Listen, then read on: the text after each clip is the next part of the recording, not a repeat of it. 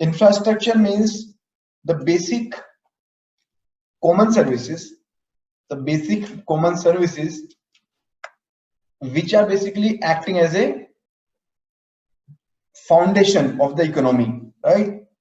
So any sector of the economy, it cannot work without the good infrastructure. In the agriculture sector, we need good irrigation, we need rural roads, we need godowns, cold storage, agricultural markets, right?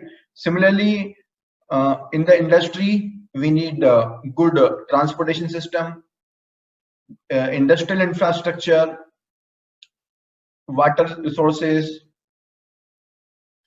electrical systems.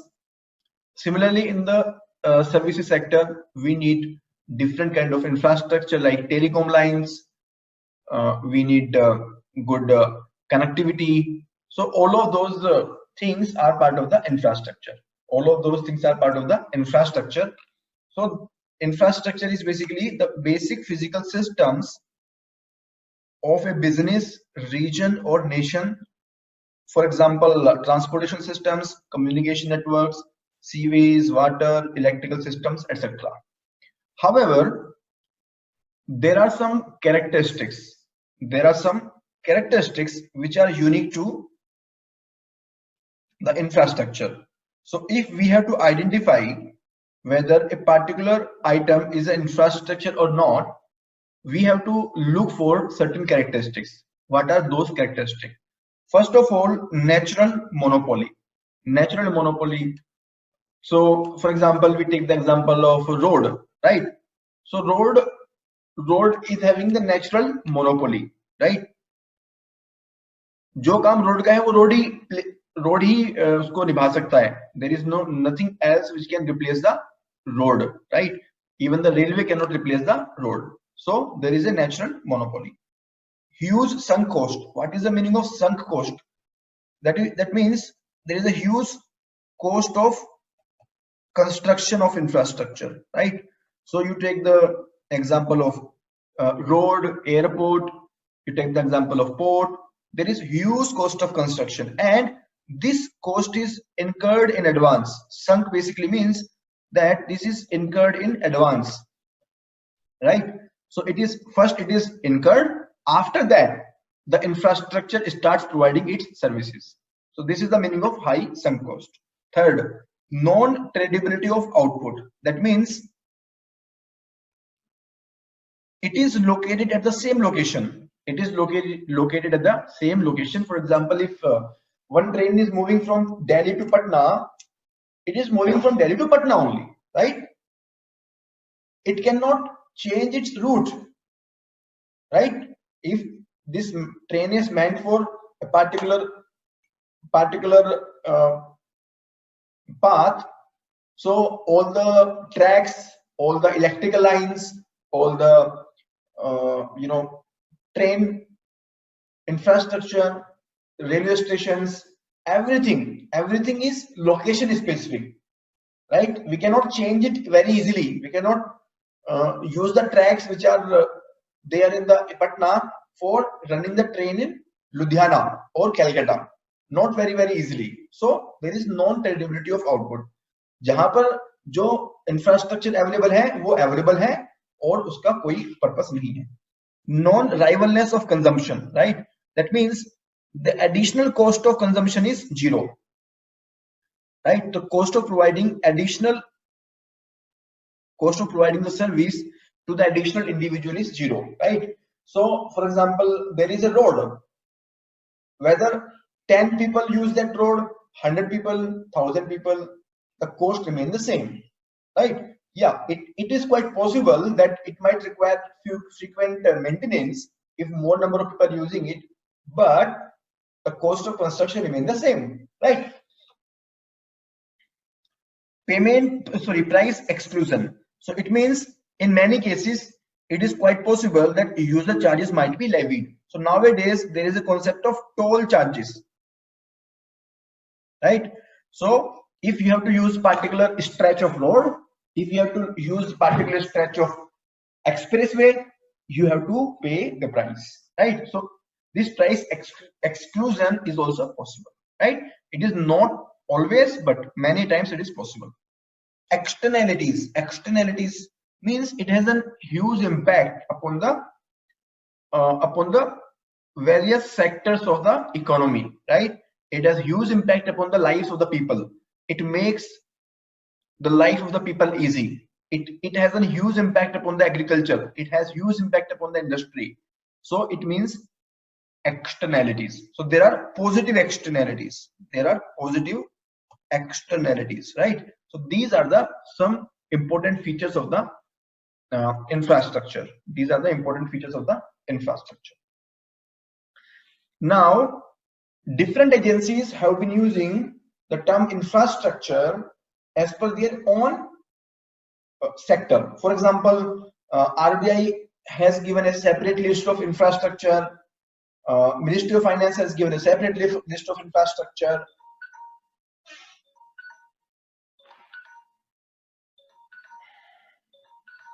Give me a minute.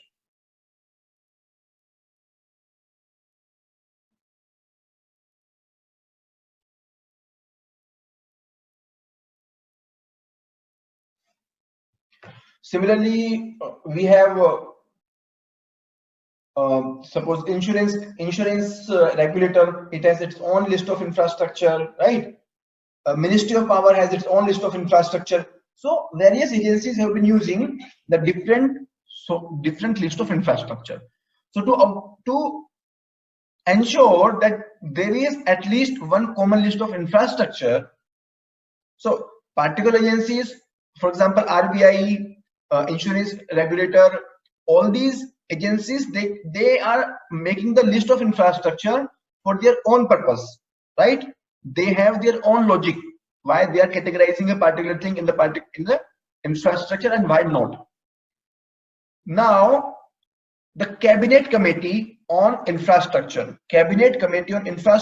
has come up with a harmonized master list of infrastructure, and this harmonized master list of infrastructure has been revised time and again, right? So this list, which we can see here, it is the harmonized master list of infrastructure sectors in the different categories and the infrastructure subsectors, right?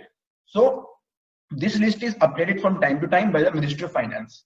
You do not need to remember the names, but you just remember which all, like just have an overview which all names are here, and if there is some recent inclusion, you can keep in mind, right? So for example, this logistics infrastructure, this was included in the infrastructure around 2 years ago, right? So this logistics infrastructure got the status of infrastructure around 2 years ago, right? So this is one thing. Then you just see in the transport, we have road, port, shipyard, we have inland air waterways, we have airport, railway, we have urban public transport. Similarly, in the energy, we have electrical generation, transmission and distribution. We have oil pipelines, oil, gas, liquefied natural gas, gas pipelines, right? So even the gas pipelines are also part of the infrastructure. We have solid waste management. This is also part of the infrastructure. Water supply, sewage, irrigation, stormwater drainage system, slurry pipelines. Then in the telecom, we have the towers, services, fish network. In the social and commercial infrastructure, then we have this list. In this list, we have educational institutions, sports, hospitals, tourism infrastructure, terminal markets, soil testing laboratories. So even the soil testing laboratories are part of the infrastructure. Then this affordable housing was also included 3 years ago, right? So affordable housing and logistics infrastructure, these are the two categories which were included recently in the list of infrastructure, right? In the list of infrastructure. So आपको सिर्फ अभी इतना ही याद रखना है, अभी आप इतना याद रखिए.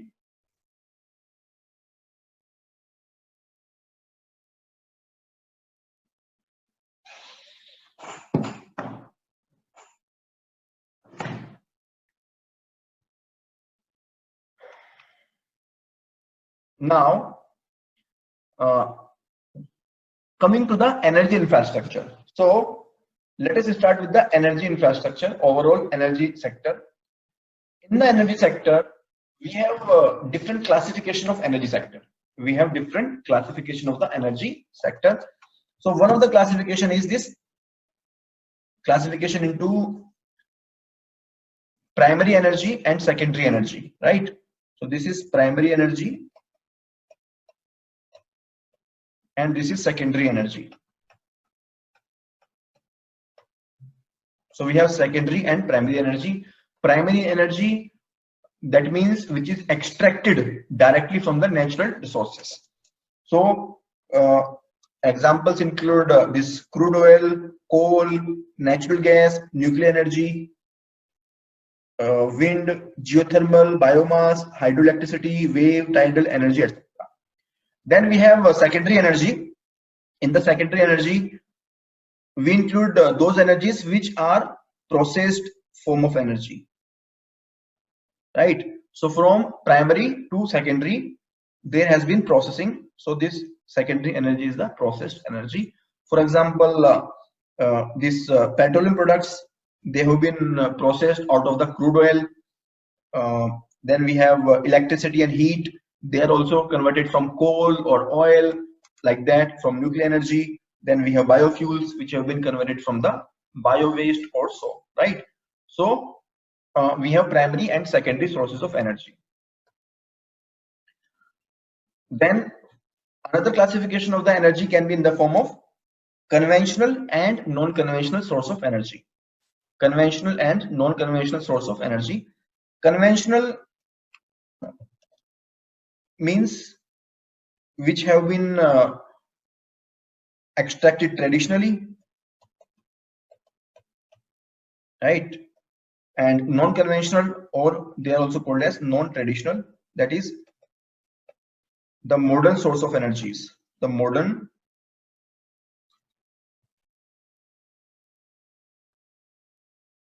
source of energies, right?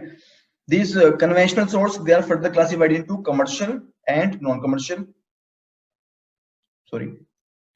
Commercial and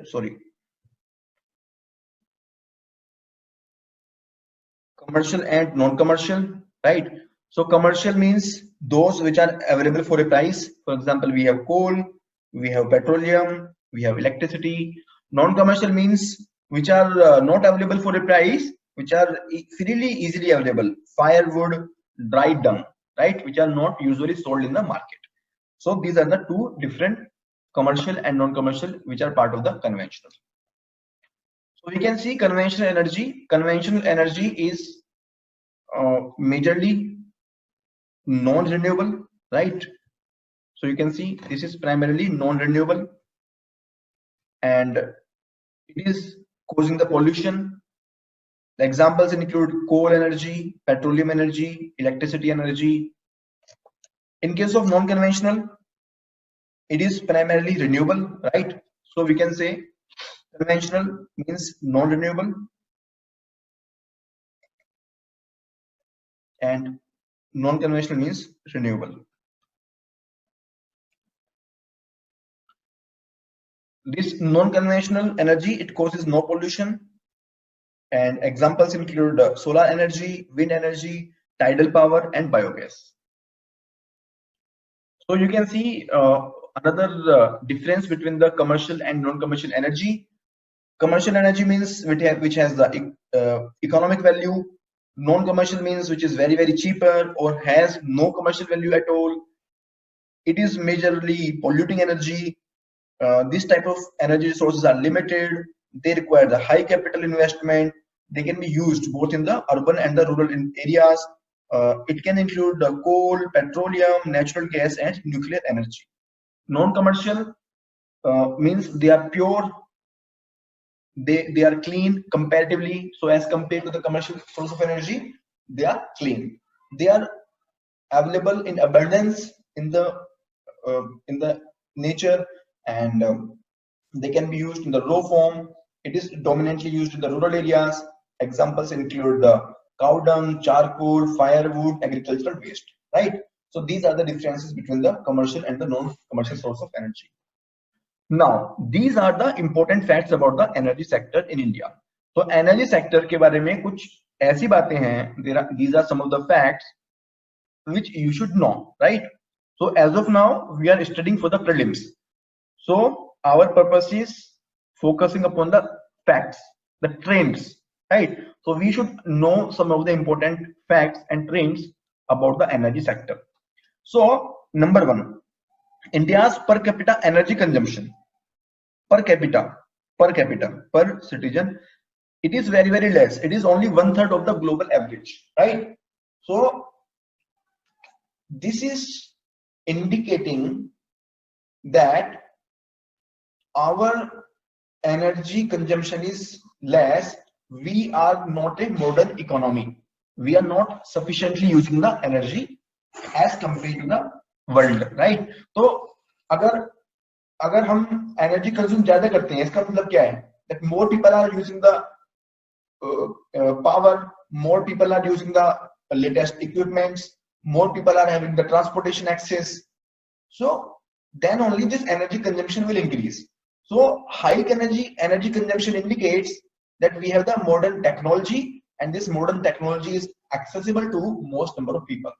So this per capita energy consumption, it being very, very less, is a concern. It is a concern. Like, it is not a good thing. So we have around 18% of the world population, but we are using only around 6% of the energy, primary energy, right? As per the Niti Aayog, our energy intensity. So first of all, what is the meaning of energy intensity? Energy intensity means ki how much energy we are using for getting some work done as compared to the other person, right? So for example, if I say ki in India I use one unit of energy for moving the car for 1 kilometer, right? In USA, this 1 unit of energy, it can move the car in 2-3 kilometer, right? So that means the input to output ratio of the energy,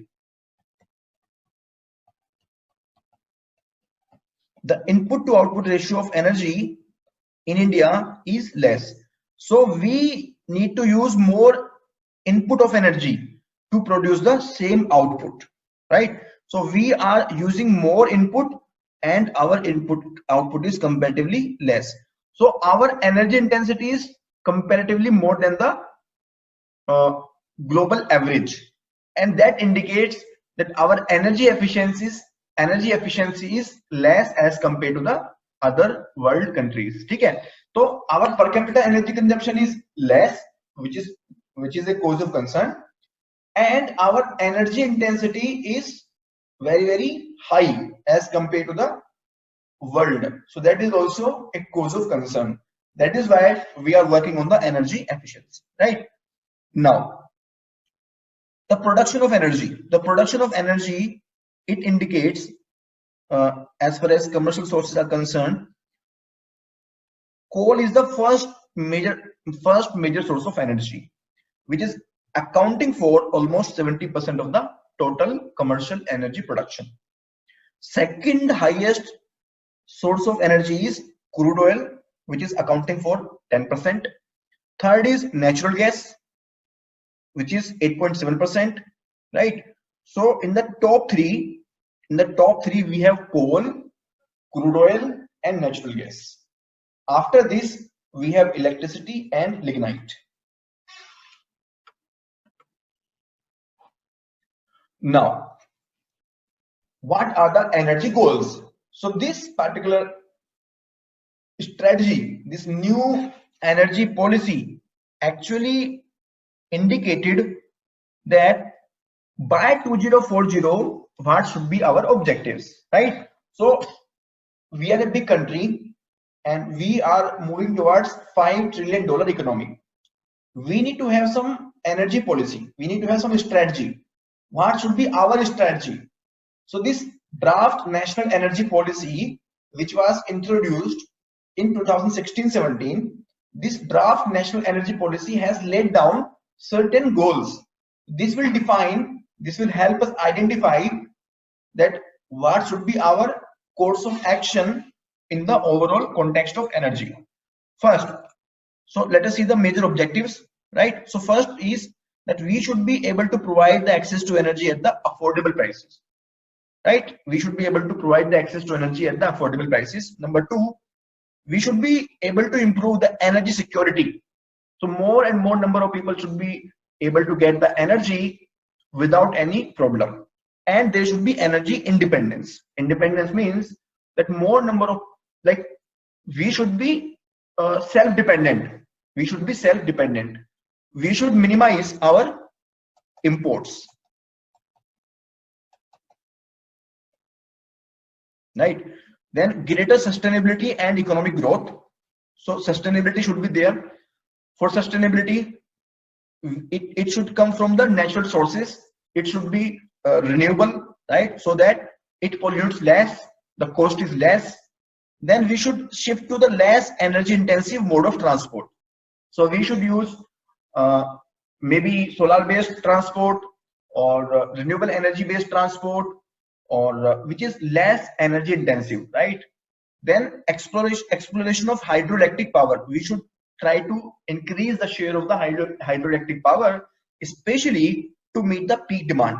So this hydroelectric power is not used to meet the base demand. Base demand के लिए आपको जो regular source of power है, for example thermal power, वही use होता है, but to meet the peak demand. So peak demand is primarily in the summer season. In the summer season, most of the people are using equipments. So in the summer season, this hydroelectricity power should be explored. Then we should move towards the energy efficiency, and we should substitute natural gas for the oil products, because this is much more clean and much more efficient and much more cheap as compared to the oil, right? So natural gas is more clean, efficient and cheaper as compared to the oil. So these are some of the important areas where our policy goals are headed. Now, second largest producer and consumer of the coal after China. So China is the largest producer as well as the largest consumer, and India is at the second place.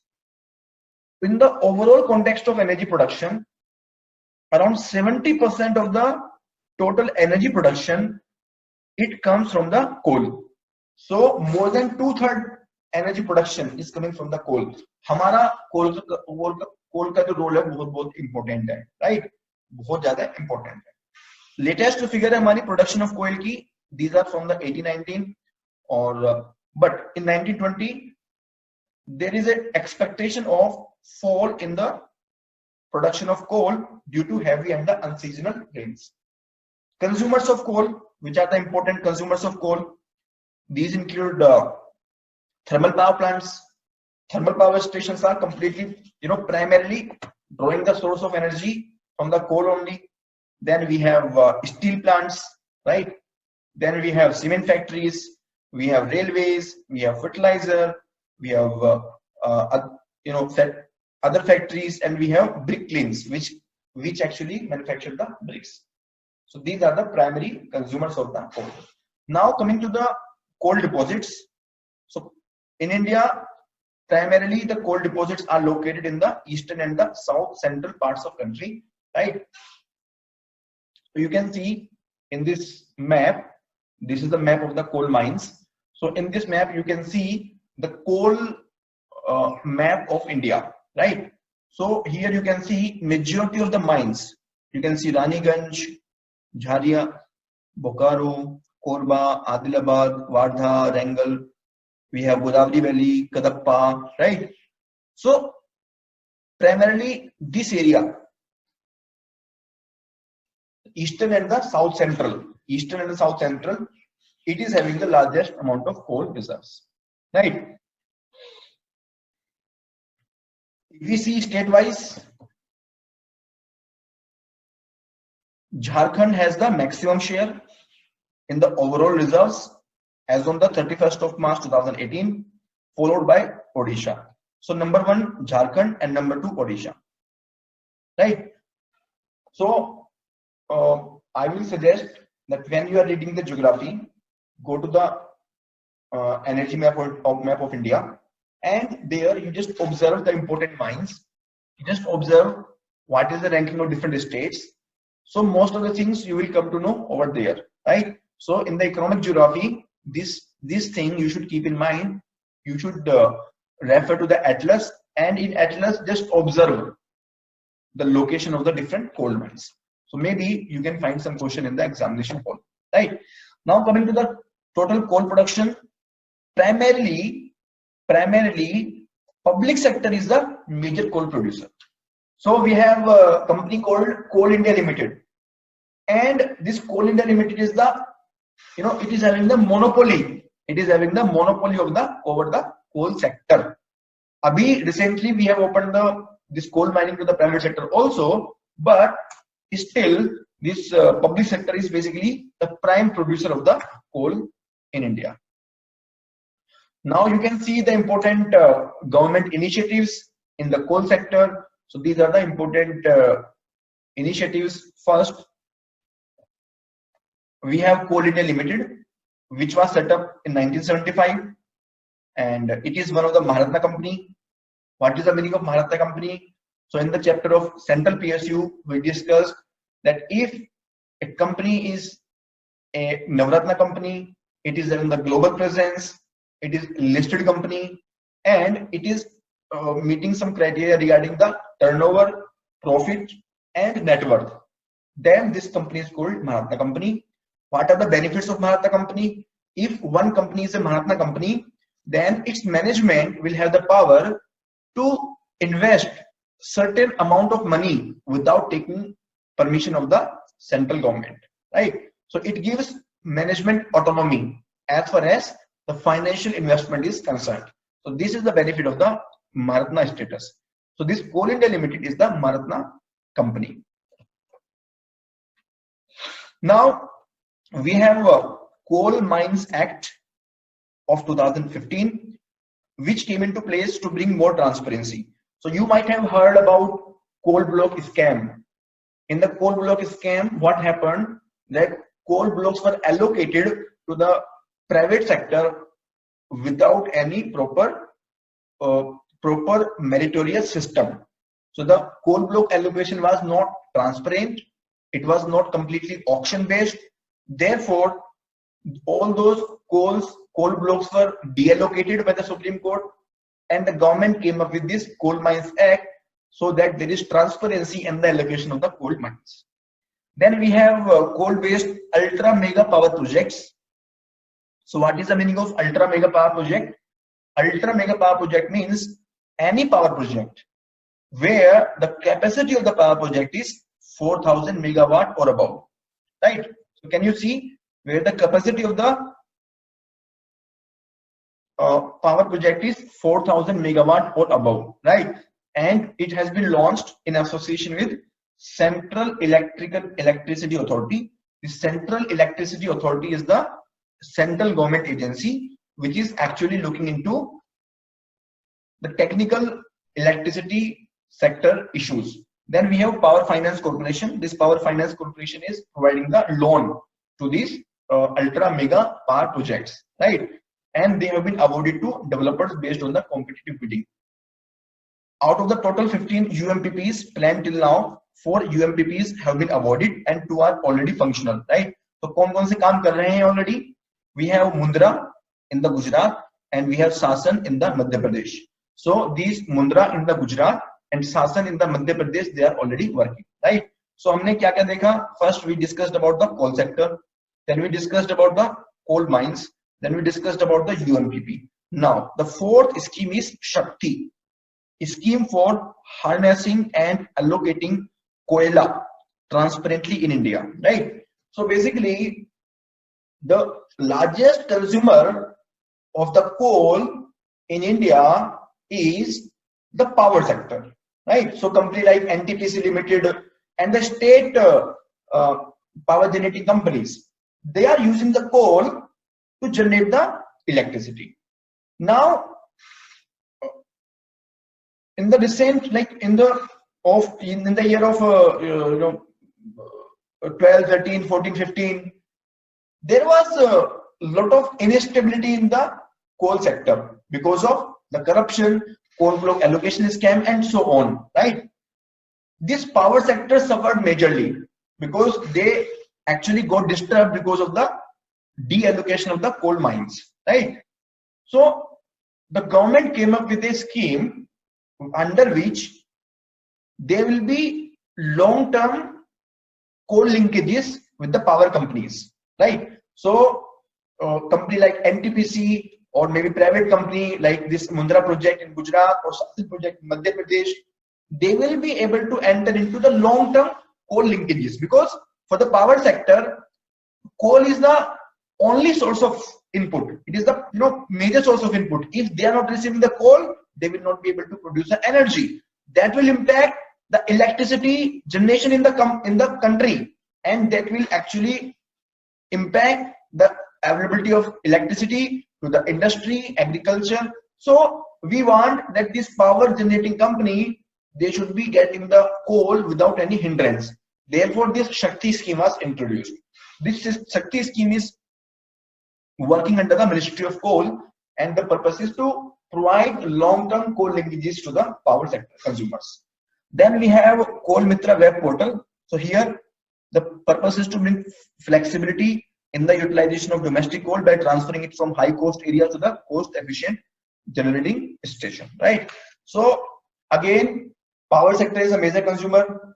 In the power sector also, there are different level of energy efficient power plants. So for example, some of the power plants are having high energy efficient plants. They are called supercritical power plant.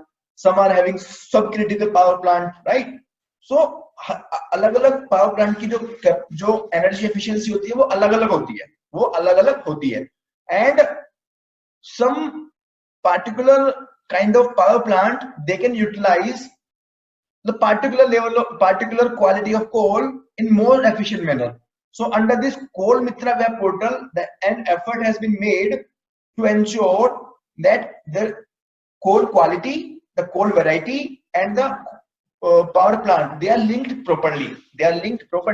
So that the utilization of the available coal is done in the most optimum manner, right? So any doubt to anyone till now? अभी तक किसी को कोई doubt है क्या?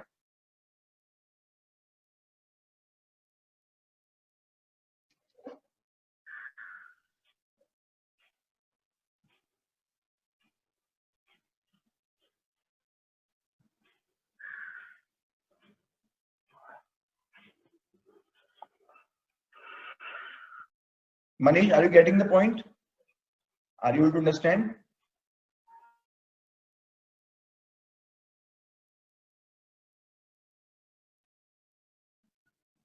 Yes sir, something I think sir वो input ratio जो बताए हैं sir. Hello sir, energy efficiency की बात कर रहे हो आप? Ratio energy. हेलो, हाँ, एनर्जी एफिशिएंसी की बात कर रहे हो आप? Hello, yes sir, ratio energy की बात कर रहे हैं. एनर्जी एफिशिएंसी, हेलो, हाँ, एनर्जी इंटेंसिटी की बात कर रहे हो आप, है ना? You are talking about energy intensity, right?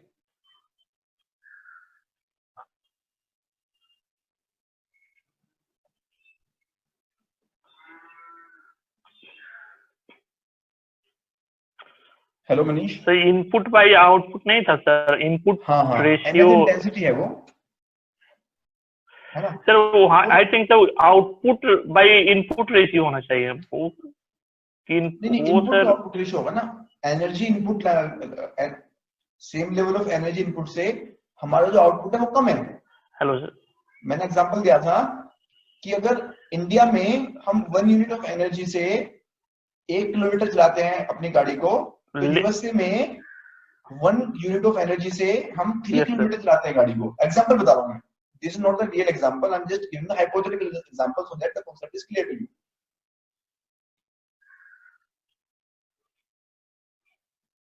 Is it clear now? Yes sir. Yes sir. Yes sir. Okay, wonderful. चलिए तो give me 1 minute. then we'll start.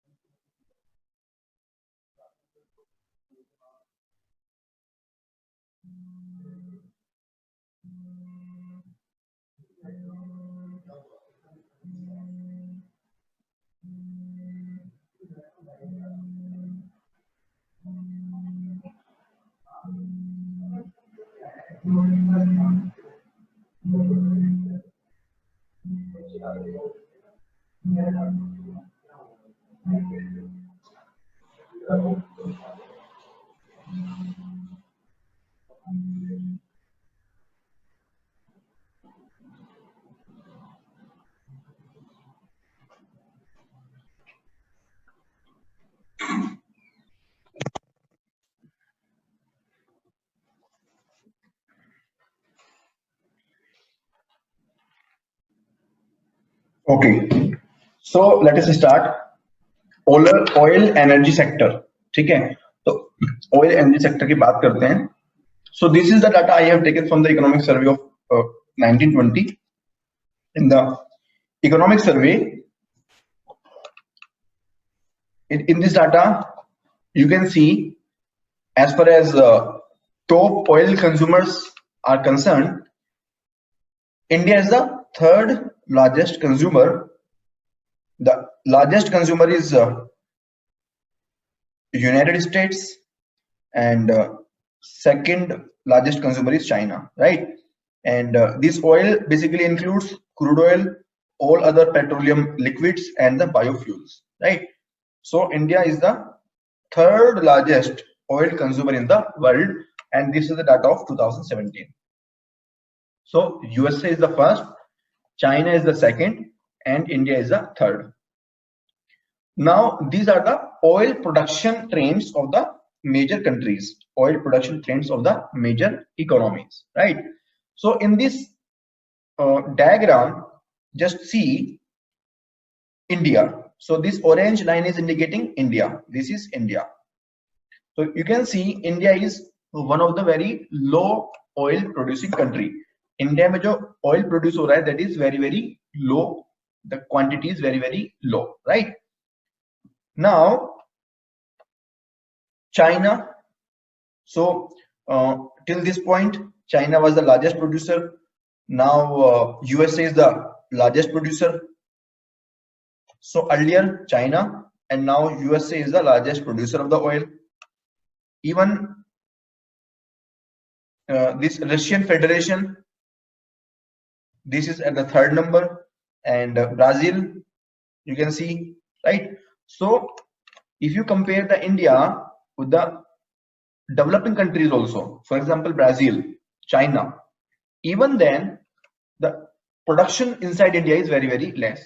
And this we are talking about all different kinds of basically oils which include crude oil, shale oil, oil sands, and the natural gas liquids. So oil production in India is very less as compared to the other countries. Now, if we see the estimated reserves of crude oil in India, the western offshore, for example, Bombay High, right? And states like Maharashtra, Gujarat, the availability of crude oil is more in those areas. So the largest oil reserves, crude oil reserves are in the offshore area, right? In the western offshore area. Second highest is in the Gujarat.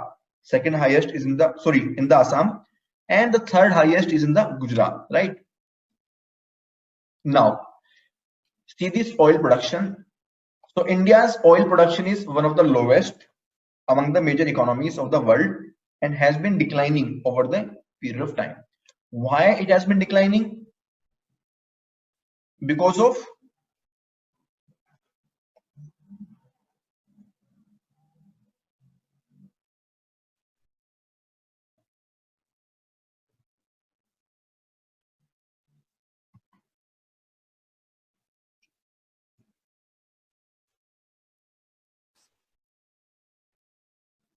why it has been declining? Because of natural decline in the aging and mature fields, right? So the age of the oil fields is increasing. They are becoming more mature, and there are no major discoveries in the India. The proven reserves of crude oil, they have decreased since 2014. If we see the existing reserves at the current rate of production, they will last only for around 2 decades. So अभी हमारे पास में जो oil है, अगर हम current production capacity से चलते रहें, so we will be able to utilize the existing oil reserves only for next 20 years. Less than 1/5 of the consumption, that is less than 20% of the consumption of the crude oil is met through domestic production. That means approximately 80% of the crude oil that is imported, right? So we are import dependent country as far as crude oil is concerned, and it is quite visible that almost 50% of the export earnings are used to pay oil import bills. India, with a refining capacity of 250 MMT annually, is the 4th largest in the world after the USA, China, and Russia, right? So our refining capacity is 4th largest. So this refining industry, this is one of the very important industry. We import the crude oil and we export the refined products, right? So we are also one of the largest exporter of the refined products because we are having the good refining capacity in the form of companies like Indian Oil Corporation, BPCL, HPCL, etc. So our refining capacity is really very good. Now there are some important initiatives which have been taken by the government. So friends, what type of question can be asked? Primarily, they can ask about the rank of India, or they can ask about any recent government scheme, or they can ask about how much is the potential, or if, from the geographical point of view, the question can be there about important coal mine or some coal mine in news, or maybe something in news about the oil sector, right? So these kind of things are normally asked in the examination. Now, coming to the important government initiatives in the oil sector. First of all, private sector has been allowed to participate in the exploration and production much more actively. So it is being encouraged. Then administered price mechanism has been dismantled. So you might remember earlier, diesel, petrol, all of these prices were completely controlled by the government. Now they have been linked to the cost of production, and the control over them is comparatively very low, right? So now we do not have the administered price mechanism. The domestic countries are being encouraged to acquire international oil reserves. So the companies like ONGCs, they are acquiring the international oil reserves in the different oil reserve countries. Now this is important. The new exploration and licensing policy (NELP) has been replaced by hydrocarbon exploration and licensing policy of 2016, right? So this we will discuss separately in the next slide. This is a very big reform, very important also. Then we have some reason for the Northeast, because in the Northeast we have a good amount of oil reserves, especially in the state of Assam. So we want to double the oil and gas production by 2030, so that we can create the employment also, and we are also promoting the cooperation with the neighboring countries. Then Pratyaksha Hastantarit Labh Yojana, PAHAL, right? So PAHAL has been introduced. The purpose is to rationalize the distribute subsidies, rationalization to the LPG customers, right? So here 2-3 things are happening. First of all, the LPG customers are being encouraged to give up the subsidy, right? To give up the subsidy. तो उनको बोला जा रहा है कि आप if you have already good income, you don't want you are having the income, you are filing the income tax return, then, and suppose you are earning the income of 10 lakh rupees in a year, you should abandon this LPG subsidy on your own, right? And even if you are eligible, and if you feel that you no longer require this LPG subsidy, then you should actually give up the subsidy. You should give up the subsidy so that we can provide the cheaper gas connections, cheaper LPG connections to the poor people under the Ujjwala scheme. So Ujjwala scheme is there. Under the Ujjwala scheme, the government is providing the free connection of LPG to the poor people. HELP 2016, Hydrocarbon Exploration and Licensing Policy. So these are the important features of this policy. First of all, uniform license has been introduced for the exploration and production of all major forms of hydrocarbon. So for example, we have oil, we have natural gas, we have shale gas, right? So these are the different forms of hydrocarbon. So for example, it is a natural, it is a suppose one area where there is a potential of some hydrocarbon. So earlier, suppose we take example of Reliance. So Reliance wanted to extract oil, natural gas, shale gas, and other form of hydrocarbon. So it will require separate licenses for oil, natural gas, and so on, right? So it will increase the cost of compliance. It will decrease the ease of doing business, and this process becomes very, very complicated. Reliance is also not very much incentivized to invest to explore the hydrocarbon in this area. ठीक है, तो इस area में hydrocarbon है या नहीं है, उसमें रिलायंस का कोई ज्यादा इंटरेस्ट नहीं है. Reliance is not incentivized to invest much in identifying whether in this area there are good amount of reserves or not, right? So the companies are not investing much in the exploration activity, right? Now, for all the kind of hydrocarbon, single license is required. That means the company can actually invest, because अगर company को oil मिले या natural gas मिले या कोई ना कोई तो मिल ही सकता है, कंपनी को चांसेस हो जाते हैं कि आपको अगर एक चीज नहीं मिली तो दूसरी चीज आपको मिल जाएगी और आपकी जो मेहनत है वो सफल हो जाएगी, right? So it will encourage the private investment. It will encourage more and more foreign investment also. Then we have open acreage policy. Open acreage policy, right? So what is open acreage? So before open acreage, what will happen?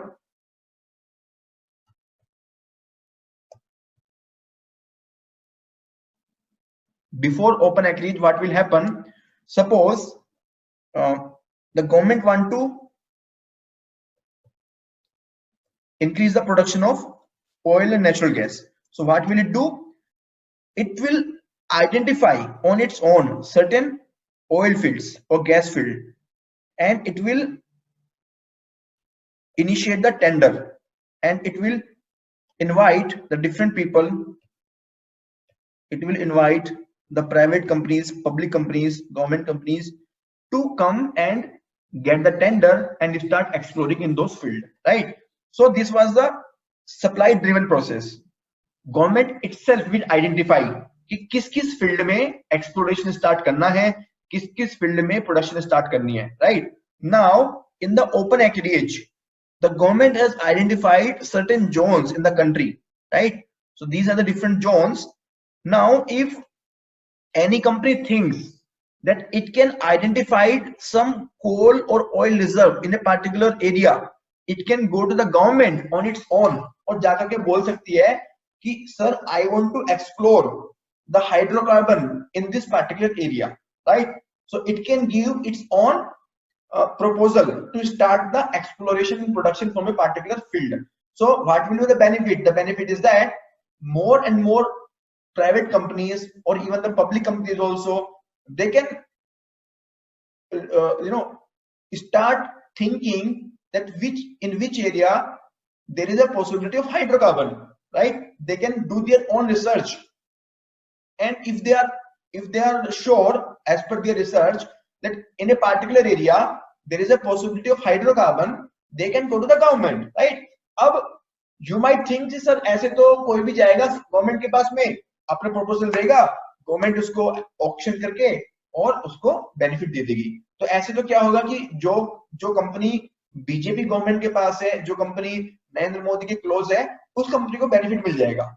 But that is not possible. That is not possible. Why that is not possible? Because we have one model called Swiss challenge model, right? We have one model called Swiss challenge model. What is the meaning of Swiss challenge model? So this is the model of PPP, public private partnership, right? So this, in the Swiss challenge model, what happens? Suppose Reliance comes to know that in particular area, suppose in Bombay High, there is a possibility of huge hydrocarbon in a particular field. So it will go to the government and will say that I want to explore this area and I will pay you 1 lakh rupees for one day. एक दिन के लिए मैं आपको 1 लाख रुपए दूंगा, ठीक है? Now government will do its own research and it will invite other players also. It will invite other players also. It will say कि और कोई आना चाहता है तो आ सकता है और इस फील्ड को एक्सप्लोर करने के लिए अपना ऑफर दे सकता है. रिलायंस ने अपना ऑफर दिया, आप चाहे तो आप अपना ऑफर दे सकते हो, ठीक है? Now the second company comes and says that I will pay you 1,20,000 rupees. I will pay to the government 1,20,000 rupees for one day, right? So I will pay more than Reliance. Now you might say, sir, Reliance ने research की तो रिलायंस को तो नुकसान हो गया. अब government ने उसको ओपन कर दिया सबके लिए, कोई भी आकर के ज्यादा पैसे देकर के रिलायंस की जो रिसर्च है उसको लेके चला जाएगा. So to avoid that kind of scenario, what government has done, government is saying that in such scenario Reliance will be given the first right that see, दूसरी कंपनी आ रही है और 1,20,000 रुपए डेली का दे रही है, अगर आप भी 1,20,000 रुपए डेली के दोगे, if it will ask the Reliance that if you want to get this field, please pay 1,20,000 rupees because we are getting the counter offer, right? So the first right to explore will be given to the Reliance, but at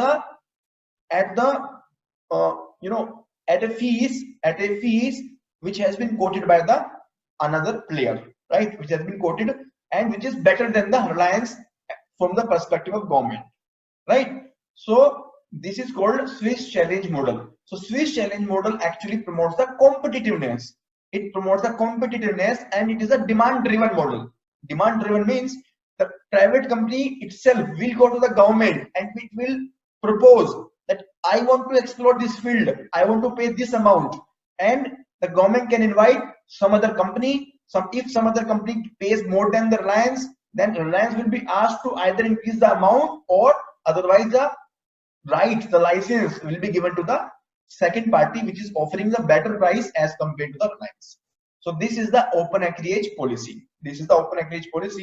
which is using the Swiss challenge model. So under the open access policy, the private sector can come to the government, and under the Swiss challenge model, this competitiveness will be ensured, and it will be ensured that there is no corruption, right? So this is a very big reform. Apart from this, we have also introduced the revenue sharing model as compared to the cost, so the profit sharing model.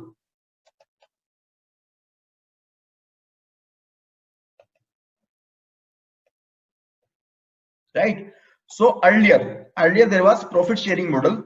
Now there is revenue sharing model. Right. So what is revenue sharing model and what is production sharing model? So I need to give you example.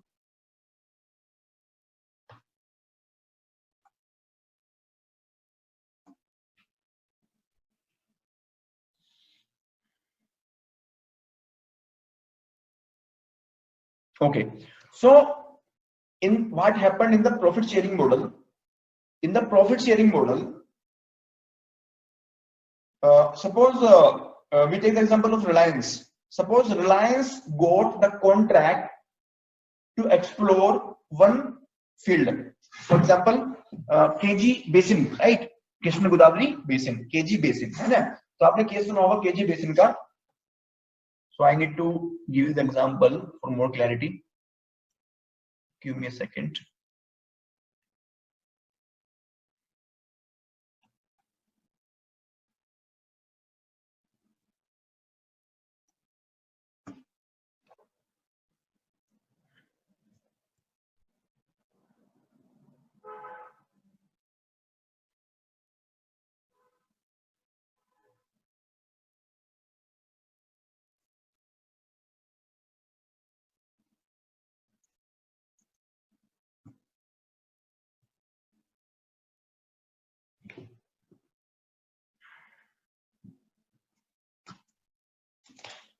Okay, can you see the white screen?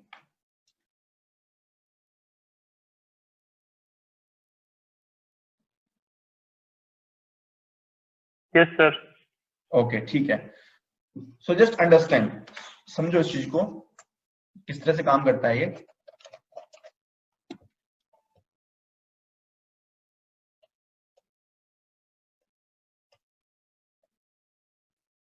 So in case of profit sharing model, suppose Government of India gave the right to Reliance to explore and produce from the KG basin, right? You can explore and you can produce the gas, natural gas from the KG basin, right? And that the profit sharing model is there. That means the Reliance will share 20% profit with government, right? Now, what is profit? Profit means the sale value minus the cost of production, right? Now, this sale value is sale value and cost of production. This cost of production can include cost of exploration, cost of production, and so on. A lot of cost can be included, right? So what happened that this Reliance started manipulating in calculation of these costs. So as per some reports, some allegations, media allegations, and later on verified by some government agencies also, Reliance basically inflated the cost artificially by manipulating the books of account. Because of that, the cost increased. If the cost is increased, there will be no profit. If there will be no profit, then Government of India will get nothing. Government of India will not get anything, right? So in a way, this is this is actually corruption. This is basically resulting into the losses to the government. This profit sharing model is resulting into losses to the government. Reliance is saying that costs are very, very high, there are no profit, so we cannot share with the government. This is the profit sharing model. Now, instead of profit sharing model, we have introduced the revenue sharing model, right? Now we have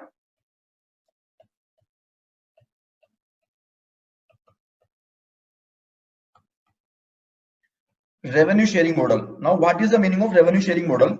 So in case of revenue sharing model, what will happen that this sale value, which is also called as the revenue, a percentage of sale value will be shared with the government of India, right? So from day one, the moment sale of gas starts, right? So government of India will get revenue irrespective of the cost. Irrespective of the cost, right? So irrespective of the cost, the government of India will get the revenue. The government is not concerned about the cost. So even if Reliance says our cost is this, our cost is that, in any situation, the government will be ensured minimum level of revenue. So in this case, the government is actually getting minimum level of revenue and the manipulation is minimized. Sir फिर से sir आवाज थोड़ा cut गई है, नहीं समझ, आवाज cut गई sir. Okay, so the government will get minimum level of revenue, and even if the cost is inflated, the government is not going to get any impact, right? So this revenue sharing model has been introduced to remove or to come out of the impact of drawbacks of the profit sharing model, right? Is it clear?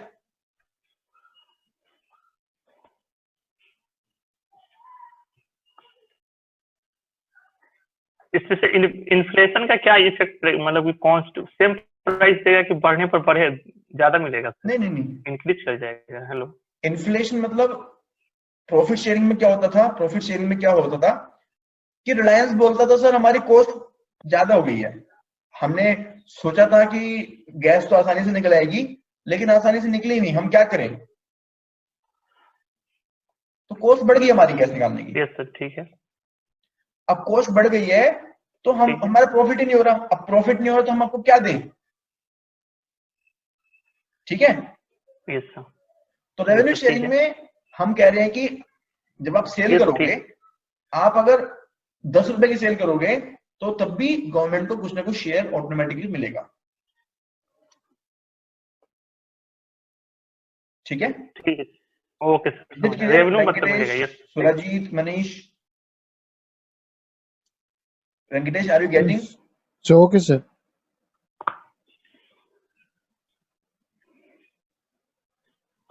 Venkatesh, are you there? Yes sir, yes sir. Okay, are you getting the point? Yes sir, yes sir. Great. Now, marketing and pricing freedom for the crude oil and natural gas produced, right? So earlier there was huge restriction about the pricing and the marketing strategies of the crude oil and the natural gas produced companies, right? So now these restrictions have been minimized. Now see this page, take 30 seconds and read this page. You will get more clarity about all the important provisions of the HCLP 2016.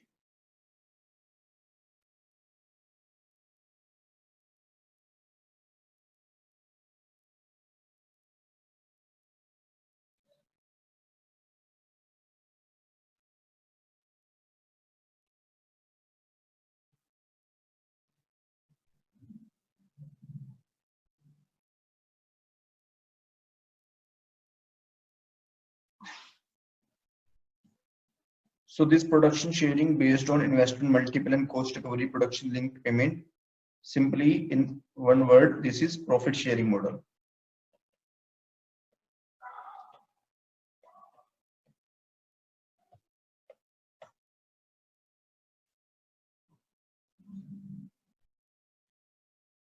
So earlier contracts based upon profit sharing, where profits are shared between the government and the contractor after recovery of cost, है ना?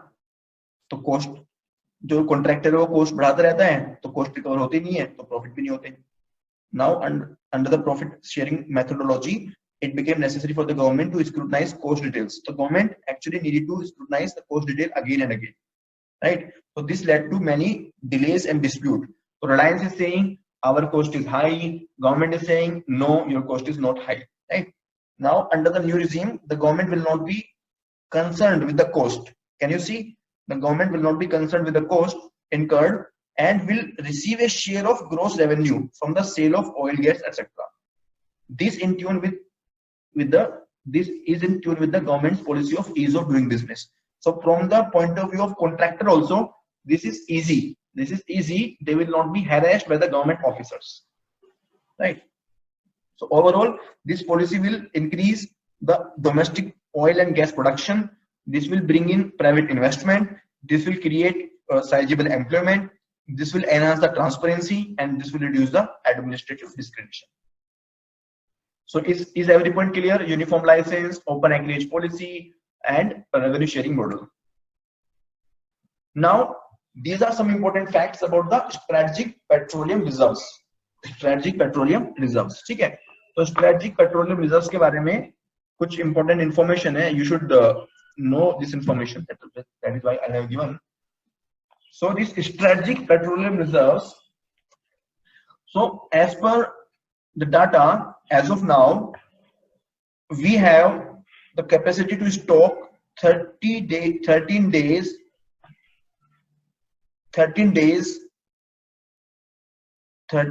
of stock. We can keep 13 days of stock as far as the petroleum reserves is concerned. So we can consume from our stock without any import just for 13 days, right? Now we want to increase this stock to 90 days. We want to ensure that even if for 90 days continuously we are not able to import, right? So suppose tomorrow USA put some restriction on India because of some diplomatic issues. In that case, we should be able to consume from our own reserves for at least 90 days. So for that purpose, we are building more strategic petroleum reserves, right? So already in the phase 1, we have 3 petroleum reserves.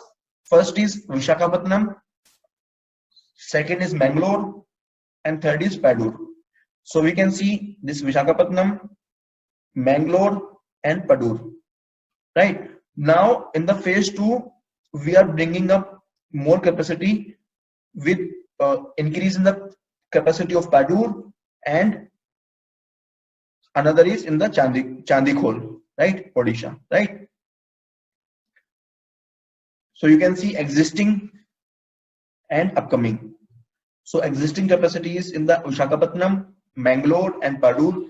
Visakhapatnam is in the state of Andhra Pradesh, Mangalore is in the state of Karnataka, Padur is in the state of Karnataka.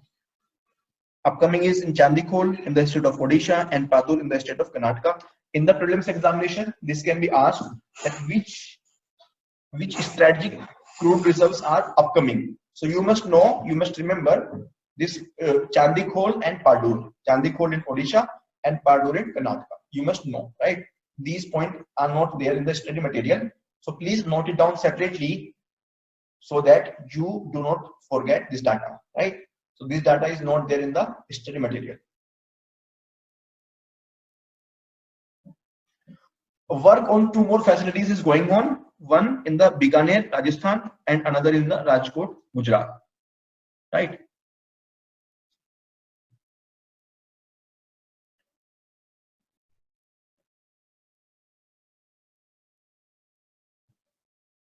Now, ultra mega power plants. So this slide is, it was supposed to be in the power sector, but still we have already seen little bit about the ultra mega power plant. So those power plant which are having the capacity of 4,000 megawatt or more. So minimum capacity is, production capacity is 4,000 megawatt. So we can see we have already commissioned Sasan in Madhya Pradesh and in Mundra, Gujarat. So these are already commissioned. This Sasan is by the Reliance and Mundra is by the Tata. Apart from this, more are coming in Tilaiya, Jharkhand by the Reliance, by Krishnapatnam, Andhra Pradesh by the Reliance. Right.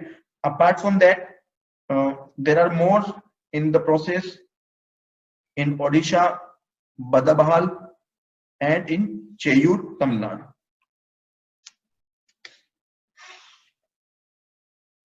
Now, coming to the natural gas. So these are the important reserves of natural gas in India. This is the most recent data, which is of 2018. And can you see one thing?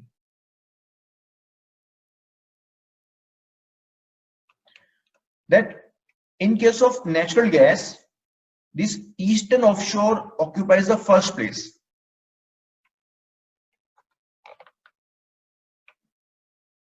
And this western offshore occupies the second place. Right?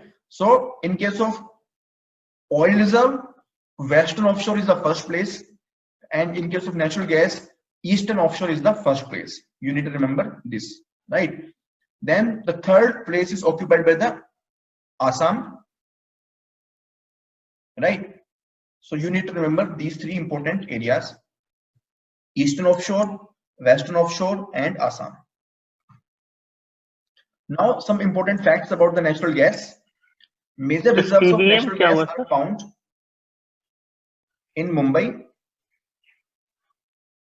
Gujarat, Tripura, Andhra Pradesh, Tamil Nadu, and Rajasthan. Again, the production of natural gas is dominated by PSUs, and these PSUs are producing approximately 80% of the total gas production. So the companies like GAIL, Gas Authority of India Limited, right? Now, important measures which have been taken by the government. So these are very, very general, nothing specific. The fiscal and contractual terms are being simplified with the private sector. There are some categories of the sedimentary basin for which the government is not taking any production or revenue sharing.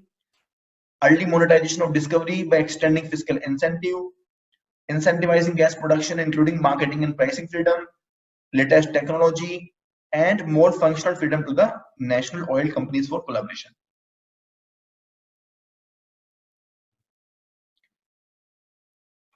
Now, natural gas grid. Natural gas grid, the purpose is to enhance the share of gas in the energy basket to 15%, from now 6.5%. And in this natural gas grid, we want to build the natural gas pipeline grid of 27,000 natural gas pipeline across the country. Right. Apart from that, we want to ensure that there is no regional imbalance as far as the access to the natural gas is concerned. It should be easily accessible throughout the India, and we want to connect the gas sources to the major demand centers. So sources and demand centers should be connected so that there is sufficient availability of the gas to the consumers. We want to develop the city gas distribution network also. And PNGRB, Petroleum Natural Gas Regulatory Body, has been recognized as the authority to grant authorization to the entities for development of city gas distribution network. So just remember the name of the authority. The name of the authority is Petroleum and Natural Gas Regulatory Body, right? So they can give another authority also, that is Gas Authority of India Limited. Gas Authority of India Limited is a PSU. It is a company. It cannot be the regulator. Now, can you see this Petroleum and Natural Gas Regulatory Board? So this Petroleum and Natural Gas Regulatory Board, it was set up in 2006 and it is under the Act of 2006. So it is a statutory body and it regulates the refining, processing, storage, transportation, distribution, marketing, every aspect of the natural gas, excluding the production of crude oil and the natural gas, right? So of the petroleum products and the natural gas, except the production of crude oil and the natural gas, and to ensure uninterrupted and adequate supply of petroleum products and natural gas in all parts of the country. The question has already been asked on this area in 2019 prelims. This is also not in the study material. I have added over here because this got missed. Basically not got missed, but I want to keep certain things in the class for the class also, so that students have an incentive to join the see the lectures also. Otherwise, they will not get the full value of the course. If they just read the study material, then it will be just like another study material which is lying in the market, right? If you are joining the class, you should take the full advantage. You should attend the lectures, because in the lectures you will actually see that you get to know lot many new things. You basically understand every concept from basic and link it to the exam requirement also, right? So coming to the shale gas reserve, it imports about 75% oil. India basically imports around 75% of the oil it consumes, right? We have already seen between 75% to 80%. It keeps changing, right? USA has been a great success story as far as the shale gas is concerned, right? And you can see shale gas accounted for 39% of the total natural gas production in 2012 in the USA. Even Canada obtains 15% of the natural gas from the shale oil. China holds the world's largest potentially recoverable reserves of shale gas. So all the major countries, they are moving towards the shale gas. So we also want to move towards the shale gas. Now just see the important shale gas reserves. So we have huge shale gas deposits in the Vindhyan, Gondwana, Cambay, and Rajasthan, right? So just see these important basins: Cambay Basin in Gujarat, Kaveri Basin in Tamil Nadu, KG Basin in Andhra Pradesh,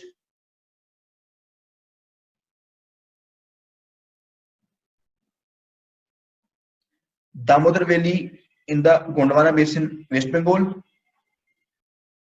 Ganga Basin in Uttar Pradesh, and Assam Arakan Basin in Assam and Arunachal Pradesh.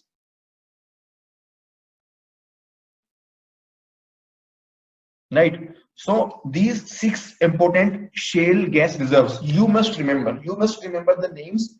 One question has already been asked about that which of these are the reserves of shale gas and which of these are not the reserves of the shale gas. The one question has already been asked, I think in 2014 or 15. Now, nuclear power plants. This area also is not there in the study material. Some important facts you can see over here, right?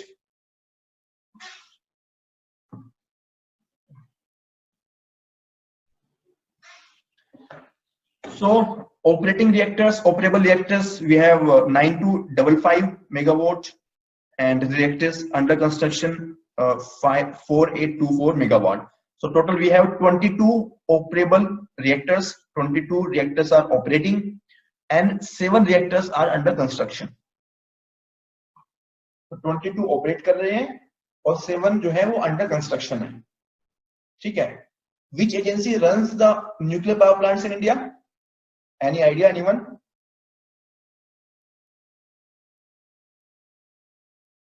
So it is Nuclear Power Corporation of India Limited, NPCIL.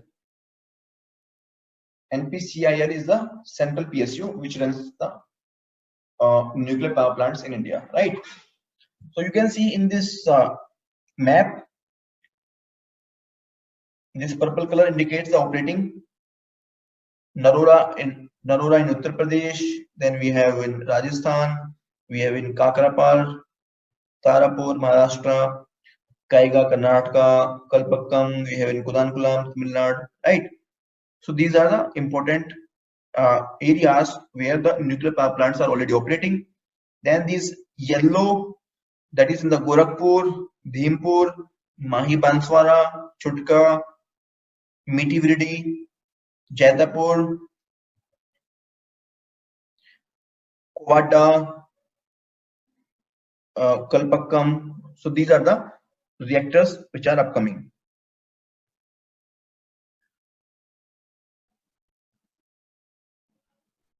These are the planned nuclear power plants. Kumharia, then in Rajasthan 7-8, Bargi, Jaitapur, Kaiga. So you should refer to the latest atlas to get all the complete information. It is part of the economic geography primarily, right? So you should actually understand that this topic is quite overlapping with the economic geography. Technical details like there are different types of coal, anthracite coal, and other type of coal. What is the difference between them, right? Similarly, what is the technology of nuclear power generation that is there in the science and technology? So we have a closed cycle model, right? There are pressurized heavy water reactor, all those things. Like those are basically part of the science and technology, right? So this energy chapter is quite overlapping with the economic geography and science and technology. So you should also refer to the relevant chapters in your relevant subject also. Here I am teaching you from economic and governance point of view, the important points which are there in the government schemes. What are the important facts? What are the important claims? So those things I am discussing over here. I am not discussing the science and technology and the geographical details. So I am discussing many, in fact most of them, but still I will say go to the atlas. You should not replace that atlas with these lectures, right? India is the world's third largest producer and fourth largest consumer of the electricity. Third largest producer है और fourth largest consumer है. Now, please observe this present power generation capacity mix very carefully.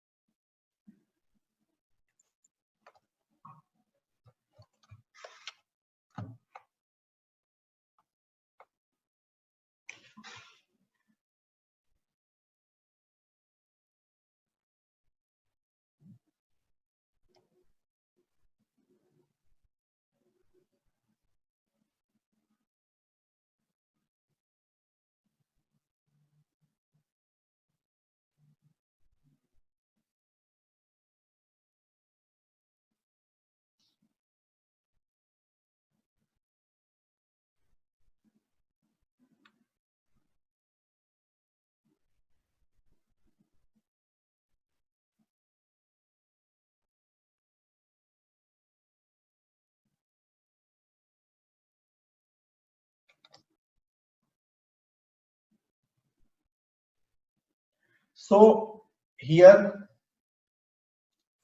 we can see the thermal power generation. The thermal fuel is the largest source of power generation, right?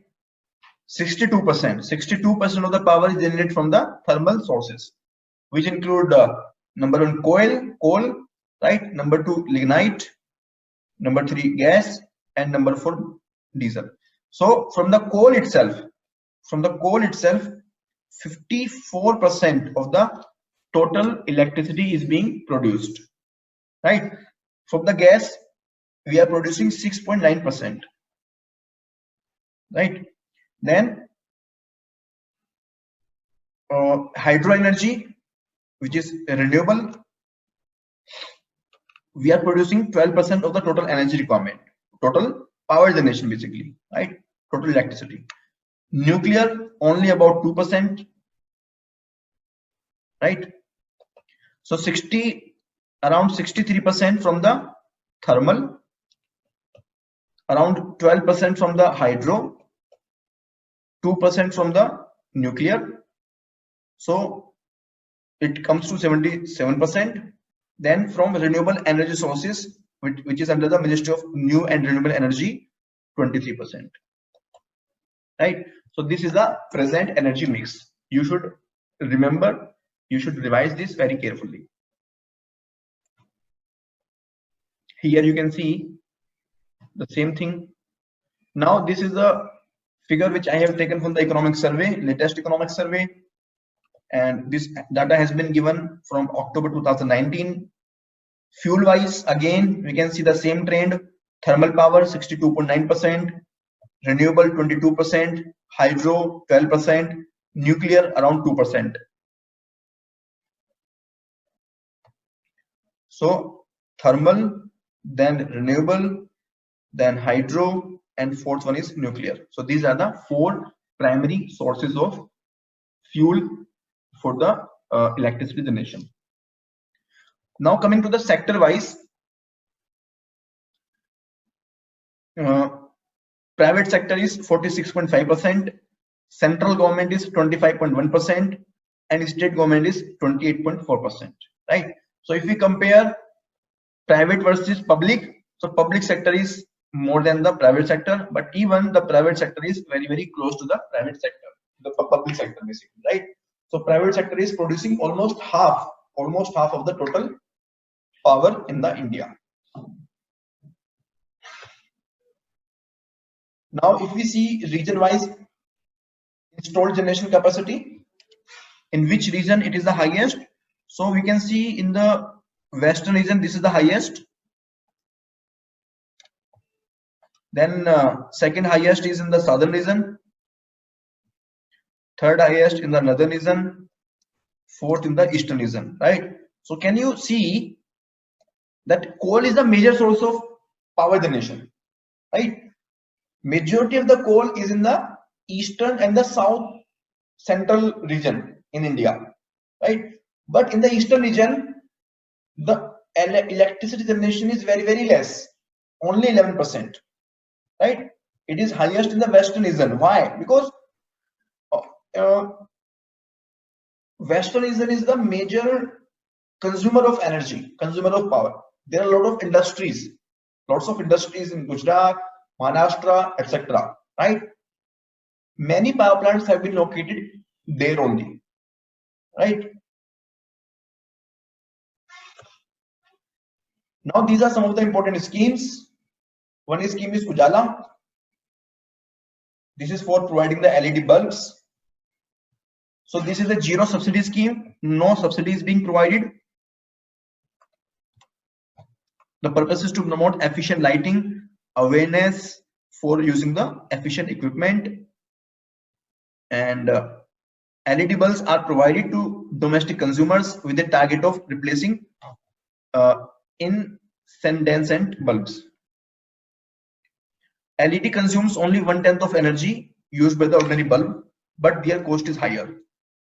So Ujala aims to remove this blockage. They are actually encouraging the production, more amount of production, large production, right?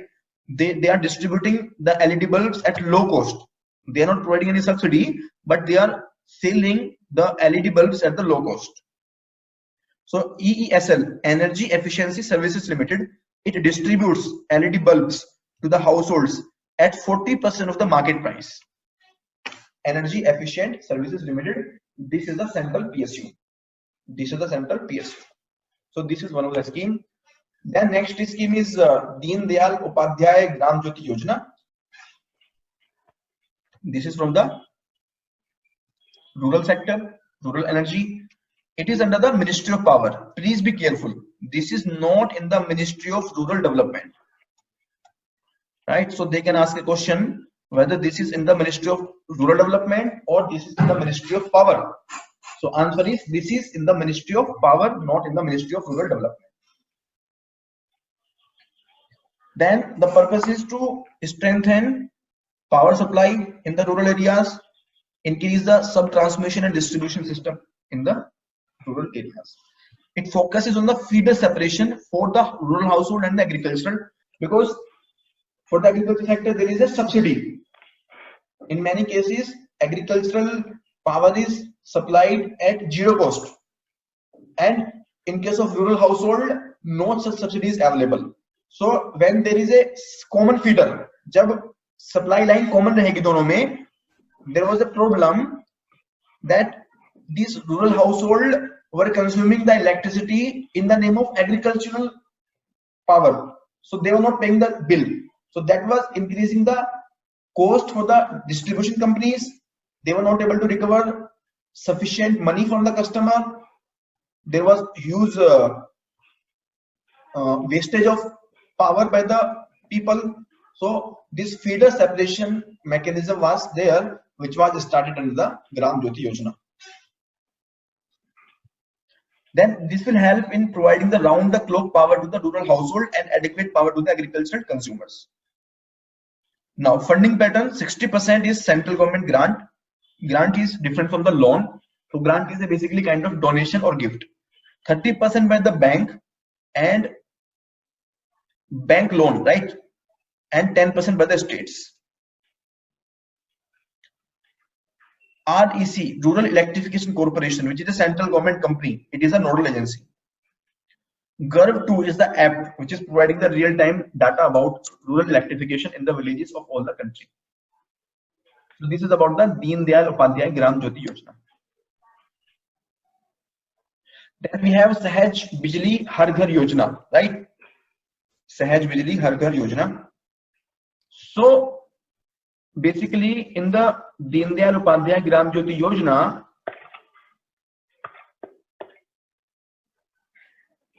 the purpose is to take the electricity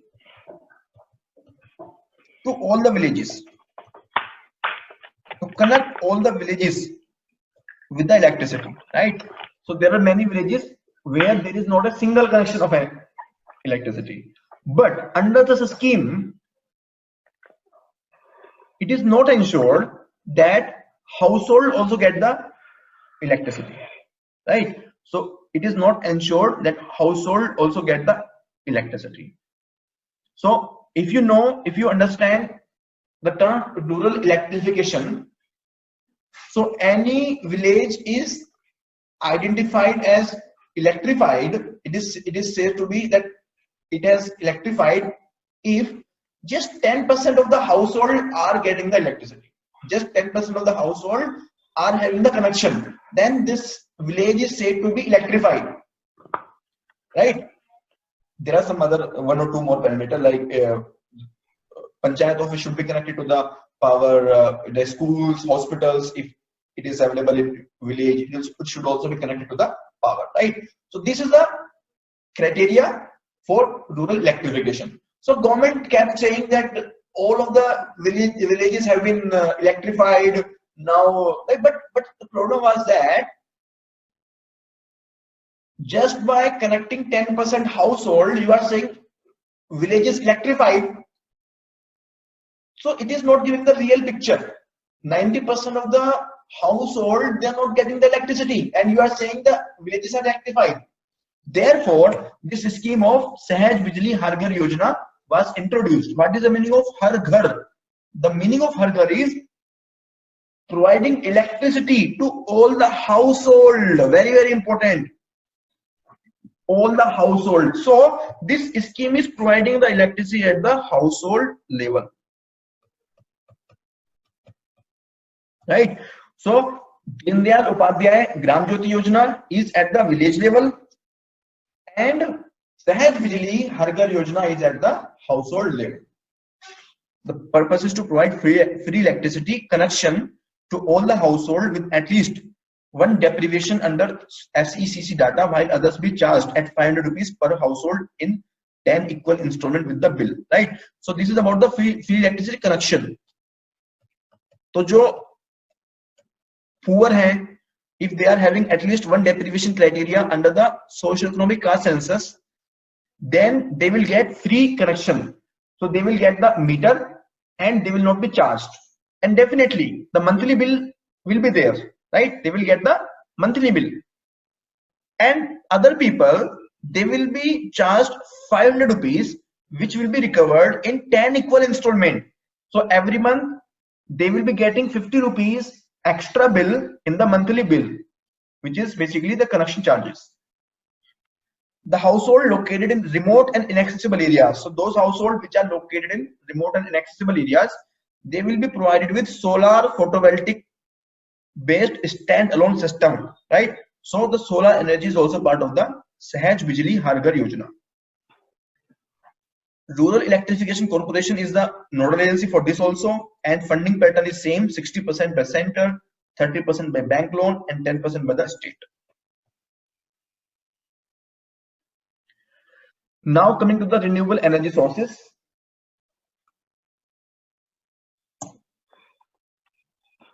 So if we see source-wise estimated potential of renewable energy in India,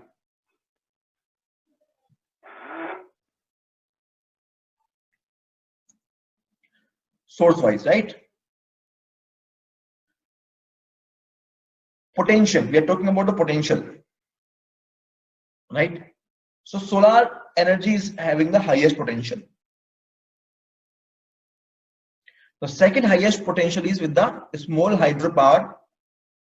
Sorry, the second highest is the wind power, and then in rest 4% we have these different sources, out of which the highest is from the small hydropower, second is biomass power, third is cogeneration bagasse, and fourth is waste to energy. What is the meaning of small hydropower? So those hydropower plants whose production capacity is up to 10 megawatt, they are called small hydropower plants, right? So these are the small hydropower plants which are able to produce up to 10 megawatt of power. Biomass power, you know, the power which is produced from the biomass, especially in the rural areas. Cogeneration bagasse, so what is this? So in the sugar industry, the sugar cane is the raw material, right? So this, when this sugar cane is processed, there is some waste in the form of bagasse. So it is the waste of sugar cane. So this waste can be converted into the electricity. So this bagasse is used to convert the to generate the electricity by the sugar industry. So this is called cogeneration because sugar industry is generating along with the generation of the sugar itself. That is why this is called cogeneration bagasse based power plant. Then waste to energy, for example, by different municipal corporations, this can be done, right? So these are the potential, right? Now if we see geographical distribution of the estimated potential, Rajasthan is having the highest share, about 15%, primarily because of the solar energy. Gujarat 11%, Maharashtra 10%, and primarily because of the solar power potential. Now actual installed capacity. So if we see the actual installed capacity, the highest capacity is with the so basically I'm not sure about whether this data is updated or not. So I will tell you the updated data because I'm not really sure whether this data is updated or not.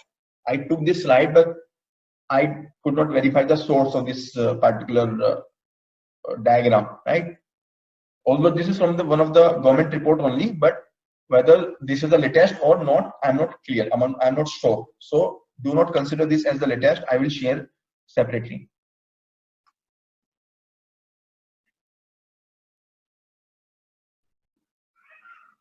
So give me a second.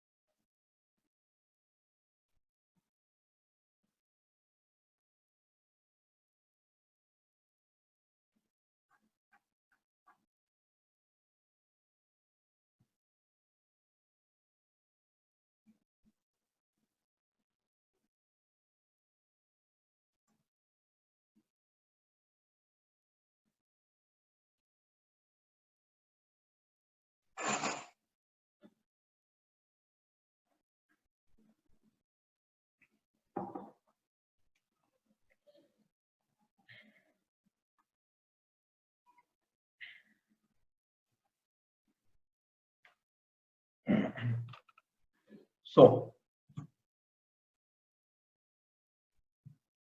solar energy.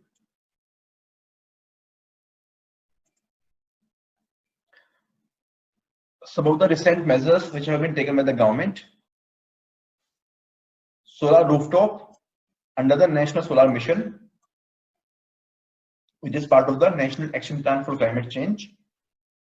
Solar parks, and for the solar parks there is a scheme which want to encourage the project developers and the investors for the solar parks. So we are setting up at least 25 solar parks and ultra mega solar power projects. Solar Energy Corporation of India will administer this scheme under the direction of Ministry of New and Renewable Energy. So Solar Energy Corporation of India. This is important fact, can be asked in the examination. Bhadla Solar Park is the world's largest solar park located in Rajasthan. Bhadla, right? World's second largest solar park is named as Shakti Sthal at Pavgada in Karnataka, right? So Bhadla is the largest one in Rajasthan, and Shakti Sthal in Pavgada in Karnataka is the second largest in the world. Apart from that, we are also promoting the solar pumps for irrigation and drinking water, solar cities. For the solar cities, there is a scheme to reduce a minimum of 10% of the projected demand of conventional energy of the city, right? So for those cities which can reduce at least 10% of their conventional energy demand, those cities will be called solar cities or green cities. So at least 16 cities or towns have been proposed to be developed under solar or green cities scheme. At least one city in each state to a maximum of 7 cities in each state will be supported by the ministry. This program assists the urban local governments by providing them financial assistance up to 50 lakh rupees and the technical help also. So this is the facility which is provided by the Ministry of New and Renewable Energy. Apart from that, we have Surya Mitras, which are basically providing the training. Solar study lamps, National Solar Mission to reduce the cost of solar power through drafting long-term policy, intensive R&D and production of raw materials. Solar Energy Corporation of India, which is a central PSU, under the Ministry of New and Renewable Energy. It was created in 2011 to facilitate the effective implementation of National Solar Mission. It is the only CPSU dedicated to solar energy sector. So this is very, very crucial. You should mark this very, very important from the examination point of view. National Solar Mission and the Solar Energy Corporation of India, which is the only CPSU dedicated to the solar energy sector. Then we have Atal Jyoti Yojana, which was launched for the installation of solar street lights in the 5 states. So Atal Jyoti Yojana is for the solar street lights.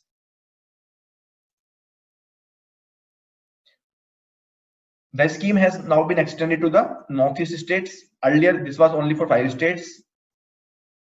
Atal Solar Rooftop User Navigator Arun. This is the mobile app. PM Kusum Yojana, Kisan Urja Suraksha Evam Utthan Mahabhiyan. So for those of you who don't know Hindi, Kisan means farmer, Urja means energy, Suraksha means security, Evam means and, Utthan means development, Mahabhiyan means mega mission. So this was launched in 2019 and it has 3 components.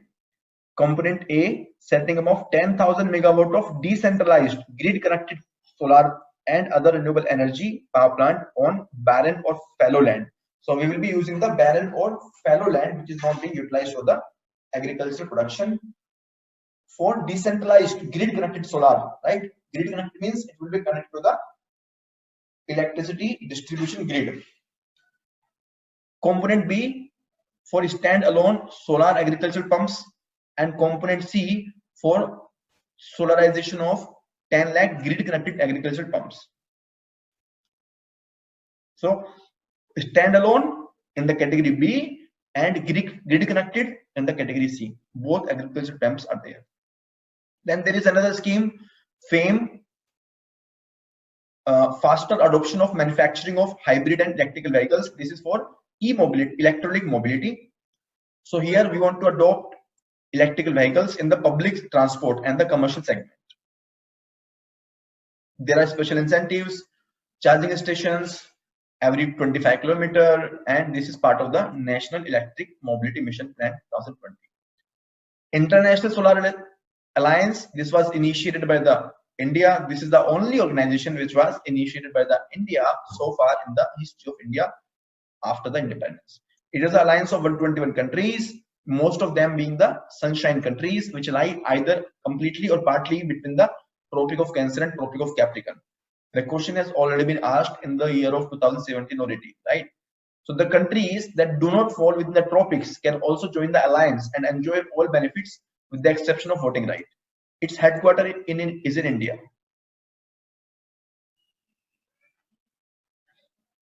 Coming to the wind energy, so we have the 4th highest wind installed energy, 37.5 gigawatt. 31st of December 2019.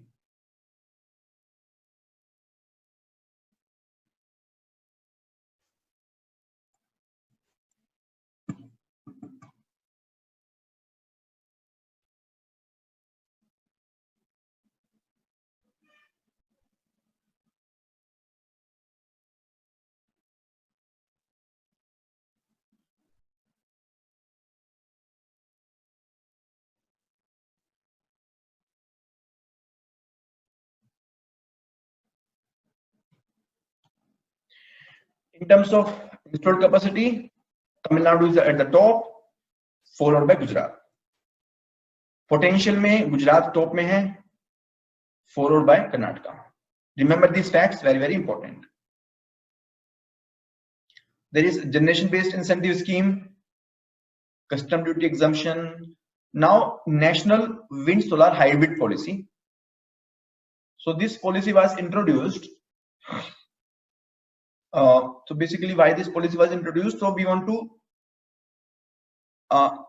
establish wind and solar photovoltaic plant together, and this is by the Ministry of New and Renewable Energy. So the purpose is that there is a continuous supply of energy.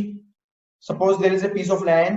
In that piece of land, in the lower portion, in the lower heights, we can put the solar panels, and the basically machines, they are at the higher heights, so they can also be established in the same land. So same land can be utilized for the both wind and solar electricity generation. And one of the big problem is to connect these wind plants or solar plants with the grid, right?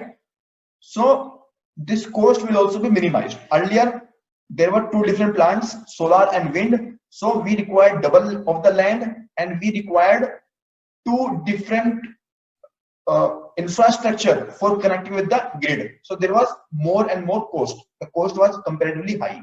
Now, by when these both wind and solar plants are located in the same land, number one, the land requirement will be minimized, and the grid connectivity cost will be minimized.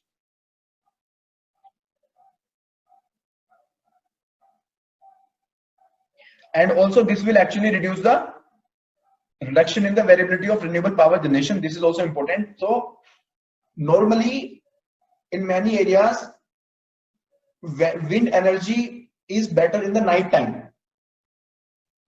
Solar energy is better in the daytime. So generation of the wind in the night time and solar in the daytime. So that will decrease the variability in the availability of renewable power. So in case of renewable power, this is a big problem, that we do not have the storage capacity. So this variability in the solar power generation, in the wind power generation, this has always been a cause of concern. Because of this, the renewable energy cannot replace very easily the conventional source of energy like thermal power plants, etc. So this national wind solar hybrid policy will help in this thing. CEA and Central Electricity Regulatory Commission, they are the authority. Tidal energy. So the difference in water height from the low tide and high tide is the potential energy. We have the potential of more than 12,000 megawatt. Two locations, Gulf of Khambat and Gulf of Kutch, both in Gujarat. Here the tidal energy potential exists, but the capital cost is very high due to high civil construction and high power purchase tariff. Biogas and biomass. Biogas means gobar gas, and the scheme is National Biogas and Manure Management Program by the Ministry of New and Renewable Energy. So just remember, biogas is under the Ministry of New and Renewable Energy. Then biomass from the plants and trees. So for this, we should increase afforestation. And there is a biomass power and cogeneration program.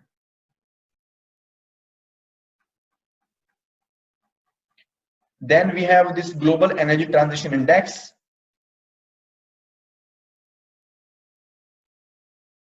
This is the report by the World Economic Forum. And this is based on 6 indicators. As per this report, India has improved rank from 78 to 76. India has scored well in regulation and political commitment. India is the only big nation to improve its rank. China has ranked even lower than the India, and Sweden has topped the list. Right. So this is all about the energy infrastructure. If you have any question, you can ask me before we complete the today's session. So there is another handout of the infrastructure. That handout I will not discuss.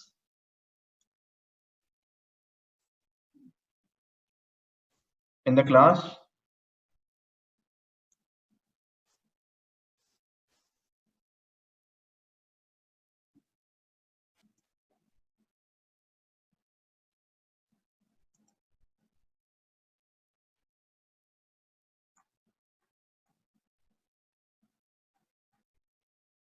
So this one, I have already discussed few components of this handout. the characteristics, the definition, updated harmonized list. Then there is road transport. So in case of road transport, what is important for you is the types of road prevailing in India. Rural roads is the highest, 70%. Now authorities, national highway are managed by the Ministry of Road Transport and Highway. Expressways are the part of national highway. State highways are financed and managed by the state governments. Maharashtra has the largest length of both national highway and the state highways among the state and UTs. Global, this is government measures, NHDP and Golden Quadrilateral is part of the NHDP. You should refer to the atlas of road and there you will get to know more about Golden Quadrilateral. Bharatmala Pariyojana, it started in 1718. So this is about the Bharatmala. The purpose is to construct economic corridors, inter-corridors, feeder route, national corridors, but metal border roads, international connectivity, coastal roads, port connectivity. So economic corridors, multimodal logistics park, ring roads, bypasses, elevated corridors. What is important is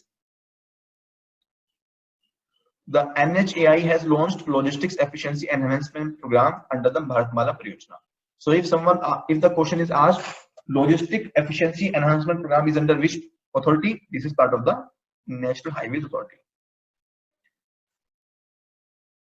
The Ministry of Road Transport and Highways managing this program.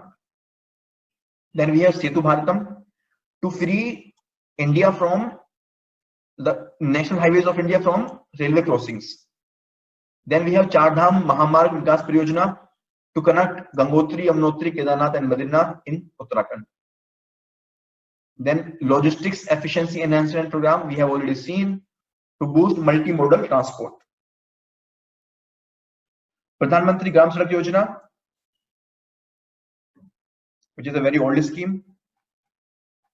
So these are basically part of the India yearbook. I have picked up all the important things from the India yearbook, government schemes, right?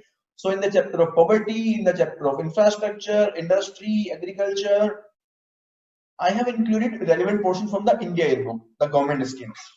So these are basically static portion I have given here so that you have complete information, right? Pradhan Mantri Gram Sadak Yojana. This is for those villages which have a population of 500 people or more in the plain areas, 250 people or more in the hill states, desert areas, tribal areas, and selected tribal and backward districts. The purpose is to provide all-weather connectivity. And one cess is levied on the high-speed diesel, 75 paisa per liter, so that that fund can be utilized for construction of Gram Sadak. The unit for this program is habitation and not the revenue village. So the criteria is any area which is having 500 or more people, whether this is a revenue village or not. Revenue village means which is a village as per the administrative record. Here we are not considering that. Maintenance of these roads is part of the authority of the state government. It is a central government scheme, right? So construction will be done by the central government and maintenance will be done by the state government.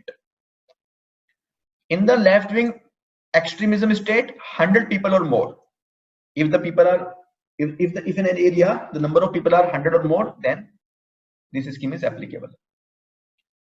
Green technologies are being used. For example, we are using the fly ash. Then there are different bridges. Bogeybill Bridge. This is the longest rail cum road bridge.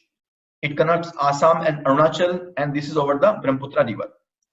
We have Dhola Sadia Bridge, longest road bridge of India, which connects Dhola in Assam to Sadia in Arunachal Pradesh, and it is over the river Lohit, tributary of the Brahmaputra. So these small things you should know. The question can be asked. Dhubri Fulbari Bridge or Bhupin Hazarika Setu. It connects Dhubri in the Assam to Fulbari in the Meghalaya, and this is over the river Brahmaputra. Then this Motor Vehicle Amendment Act was passed in 2019. आपने सुना होगा कि बहुत हंगामा मचा था इस bill के आने के बाद में, चलान कट गए थे, मेरा चलान भी कटा था, है ना, मेरा लाइफ में फर्स्ट टाइम चलान कटा था इस एक्ट के अंदर. I had to pay 350 rupees finally. Motor Vehicle Act 2019. So the amount of penalties have been increased. The purpose is to minimize the accidents, right? So you just go through these things. National Road Safety Board has been created by the central government, under the central government, which will be an advisory body. And there is a Motor Vehicle Accident Fund also. There is minimum compensation for hit and run cases.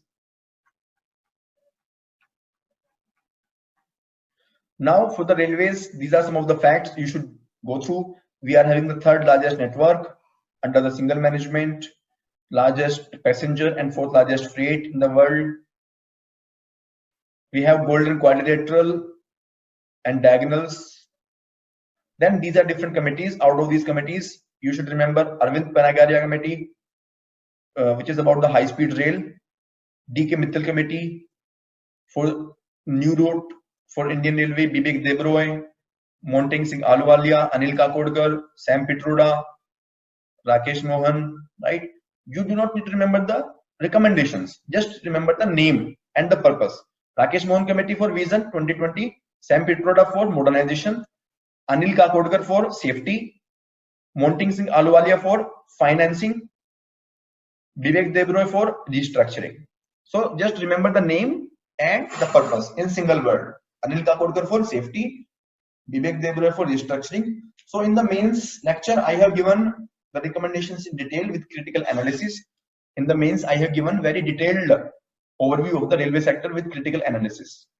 Major government measures undertaken to improve the rail infrastructure, dedicated freight corridor.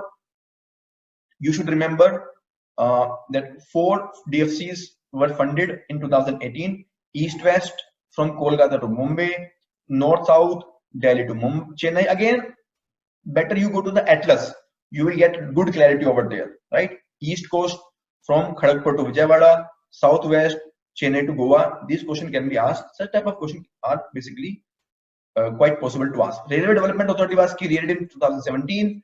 The purpose was to recommend about the pricing, right? So that the pricing is not a politicized matter, it is rational, right?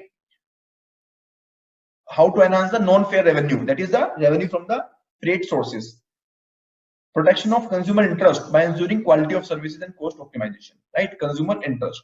So these are the 3 purposes. Remember these 3 purposes: pricing, non-fare revenue, and consumer interest. Friend, you should underline your study material. Try to basically write the important point at a separate place, and in the revision this will help you a lot. Just keep in mind that these important points will help you in the revision of at the exam time. Adarsh station for upgradation, modernization of the existing station. Mission 40K to save 41,000 crore through the energy cost. So small things are quite possible, like they can be asked in the examination. Bullet train from Mumbai to Ahmedabad, and this will use Japanese technology. Kisan Vision project for cold storage and temperature perishable cargo centers through PPP mode. Civil aviation, 3rd largest domestic market, 9th largest civil aviation market. So important point I have already highlighted. Global competitiveness report, which is given by the World Economic Forum. You should remember this is a report given by the World Economic Forum. National Civil Aviation Policy. This is the major policy. This wants to transform the civil aviation sector, and existing 520 rule has been revised to 020 rule. So 520 means company should operate at least 20, like company should have the 20 aircraft and they should operate for 5 years on the international routes. Now they are saying there is no requirement of 5-year experience. You should have the 20 aircraft minimum, and then you can operate on the international routes also. UDAN, this is a regional connectivity scheme, part of the national civil aviation policy, right? The purpose is to develop the regional connectivity and connect the unserved areas. So small no-frill airports are being constructed. What is the meaning of no-frill? Means no extra facility. Just उन्होंने एक terminal बना दिया, airport उतरेगा, आप जाओ अपने घर जाओ, आप वहां पे जाके कुछ नहीं करोगे, खाने पीने में आपको कुछ नहीं मिलेगा, घर पे जाके ऐश करो, ठीक है? So this is the no-frill airport, right? Regional connectivity fund is there, under which like from this fund airports will be constructed, right? And state will contribute 20% to this fund. Air Seva 2016, it is an initiative of Ministry of Civil Aviation to provide hassle-free travel experience. Nab Nirman is the next gen airports for Bharat. Nab Nirman, this was the scheme introduced last year to expand the airport capacity, to establish new airports, right? So it is about the airports, next gen airports. Nab, so they can ask the question, is this for customers, is this for airport, or is it for like what? So you should know this is for the airports. Dizzy Yatra, this is small things. 6 new airports have been taken for development under the PPP mode. 5 new greenfield airports, no need to remember the names. Various agencies, Director General of Civil Aviation, it is a regulatory body. Bureau of Civil Aviation Security, here the purpose is to lay down the safety standards, right? Airport Authority, it is a PSU under the Ministry of Civil Aviation. The purpose is the development and building of airport infrastructure, right? So DGCA is the regulatory body, DGCA is the regulatory body, and Airport Authority is the PSU, which is constructing the airports. Pavan Hans helicopter, this is also a PSU, Mini Ratna category 1.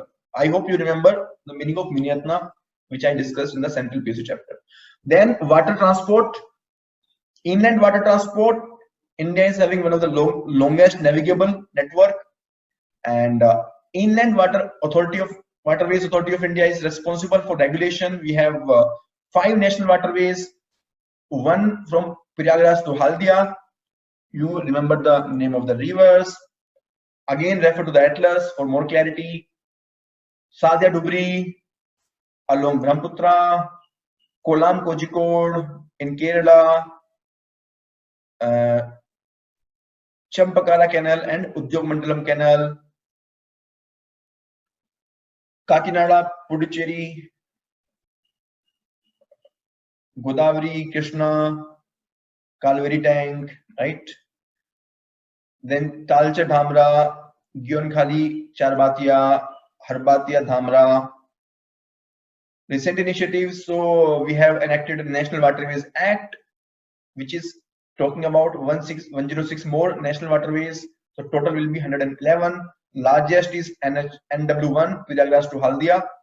Length is 1620. Smallest is NW69 for 5 km on Mani-Muthur River in Tamil Nadu.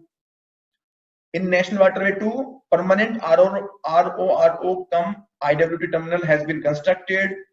Dredging work is part of the in the NW4 as going on. Jal Marg gas project is on the NW1 from Varanasi to Haldia for capacity augmentation for navigation. These are the important features of the Jal Marg Vikas project from Haldia to Varanasi on National Waterway 1, Ganga River. And keep in mind, it is with the help of World Bank. Very, very important. Here, roll-on, roll-off facilities will be provided. What is the meaning of that? Suppose there is one cargo, like there is one box which needs to be transported through multiple modes of transportation, right? So for example, one truck will bring that box and that truck will be completely loaded with a different box. That truck will load into the small ship. That ship will carry the truck to the different national waterway terminal. So for example, the loaded truck, it enters the Haldia terminal.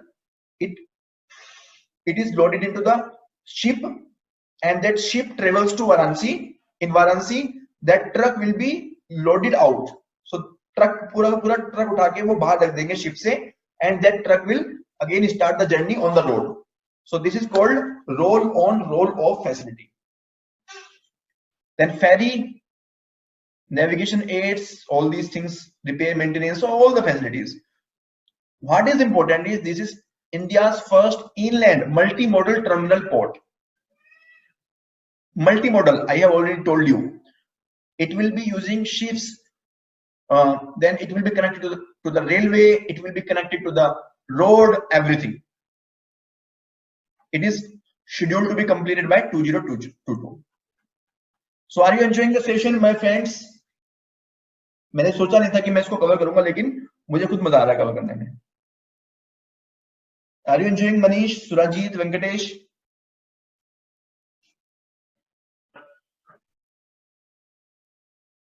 Sir, sir. But मजा आ रहा है? that's it.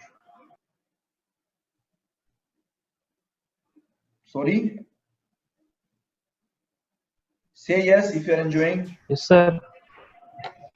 Enjoying? Hello. Yes, sir. I can't hear you. Yes, sir. Okay, anyways. Enjoying the class, sir. Okay, great. Hello. कितना मजा आ रहा है? तो बहुत simple सी चीजें हैं, है ना? Yes, sir. Yes, sir. Exam में आपको क्वेश्चन मिलेंगे डायरेक्टली यहाँ से. Shipping 95% of India's trade by volume. So मेरे नोट्स बहुत ज्यादा यूजर फ्रेंडली हैं, स्टूडेंट फ्रेंडली है. पूरे नोट्स आपने देखा होगा, पॉइंट फॉर्म में दिए हुए हैं, इंपोर्टेंट पॉइंट्स को हाईलाइट किया हुआ है, टेबल फॉर्मेट में दिए हुए हैं, करंट अफेयर्स अपडेट किए हुए हैं. कोशिश मेरी है कि आपको कहीं और ना जाना पड़े, आपको गवर्नमेंट स्कीम ना रेफर करनी पड़े, आपको इंडिया बुक ना रेफर करनी पड़े, आपको सारी चीजें एक साथ मिल जाए आपको. ठीक है?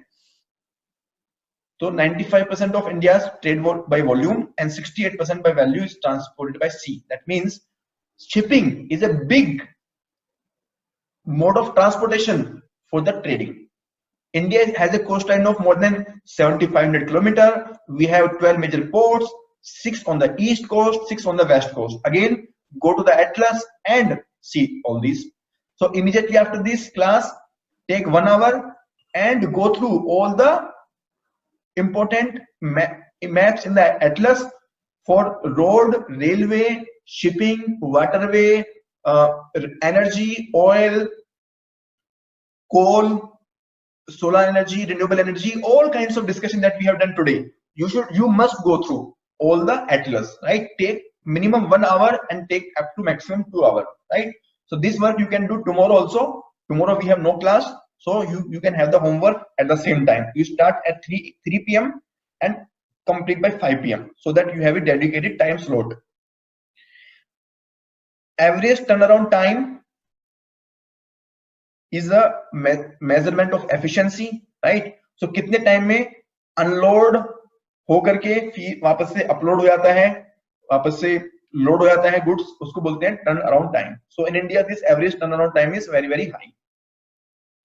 So we want to reduce from 107 hours to 59 hours during 1819, right? So average turnaround time is the measurement of efficiency. Now these are list of west coast ports and the eastern coast ports. Again, go to the atlas and refer to these. Government initiatives, major port authorities built 16. This is a bill, not that much important. We have signed a MOU for development of Chabar port of Iran. Then this Sagarmala project is important. It has various components: port modernization, port connectivity, port link industrialization, coastal community development, coastal berth scheme, right? So we will modernize the port, we will connect the port with the road, railway, we will connect port with the industry, and the coastal community around the port will also get the support. We will reduce the logistics cost of export import. Project Unnati, it's an exercise to prepare a quantitative benchmarking module by covering operational, financial, HR and efficiency related parameters.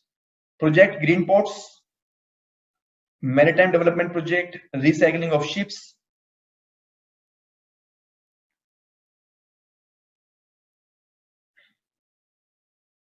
Shipping Corporation is the government PSU, central PSU, right? This was in news.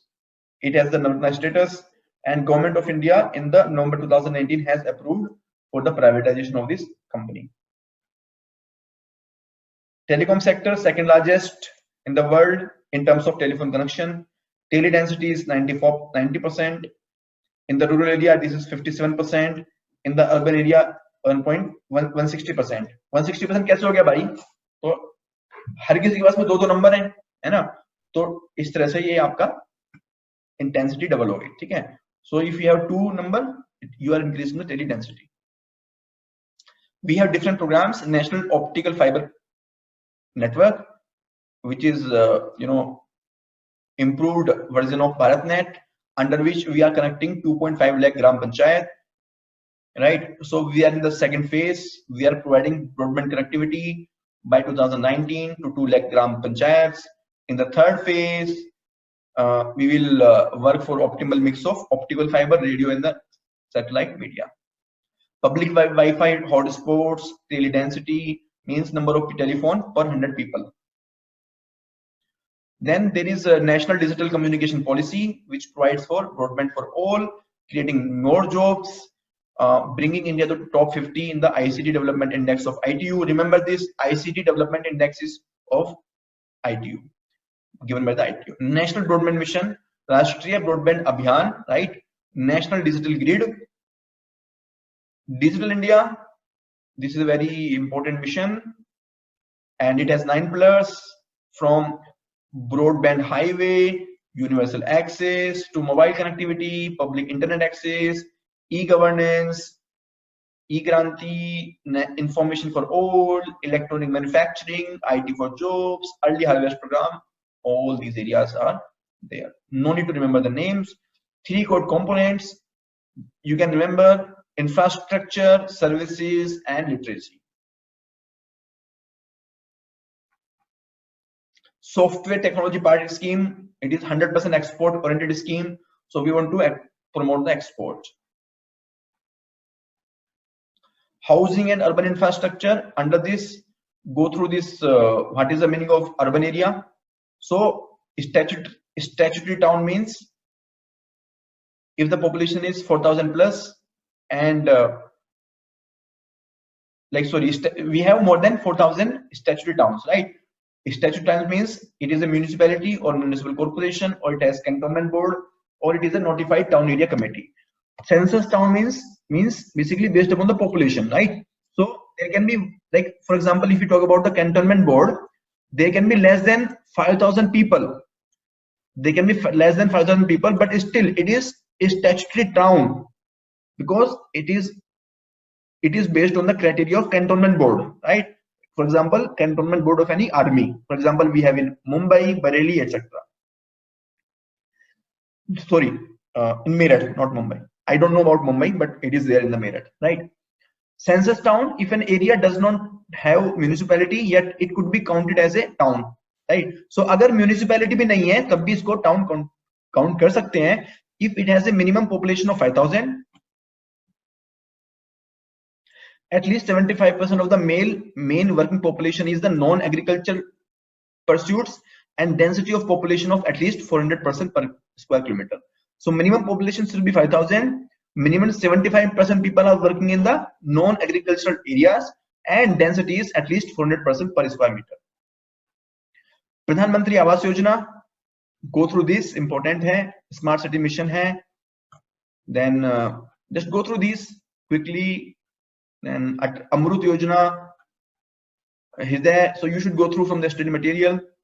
In the rural infrastructure, go through this Sansad Adarsh Gram Yojana, Sanji, Shama Prasad Rural Urban Scheme, recent developments, factual thing, National Infrastructure Pipeline, go through them. And IIF, we discussed in the chapter of money and capital markets also, global infrastructure facility, global infrastructure outlook, right? Go through them and then solve the UPSC previous year question. This handout is also complete. Now, if you have any question, please ask me before we complete the today's session.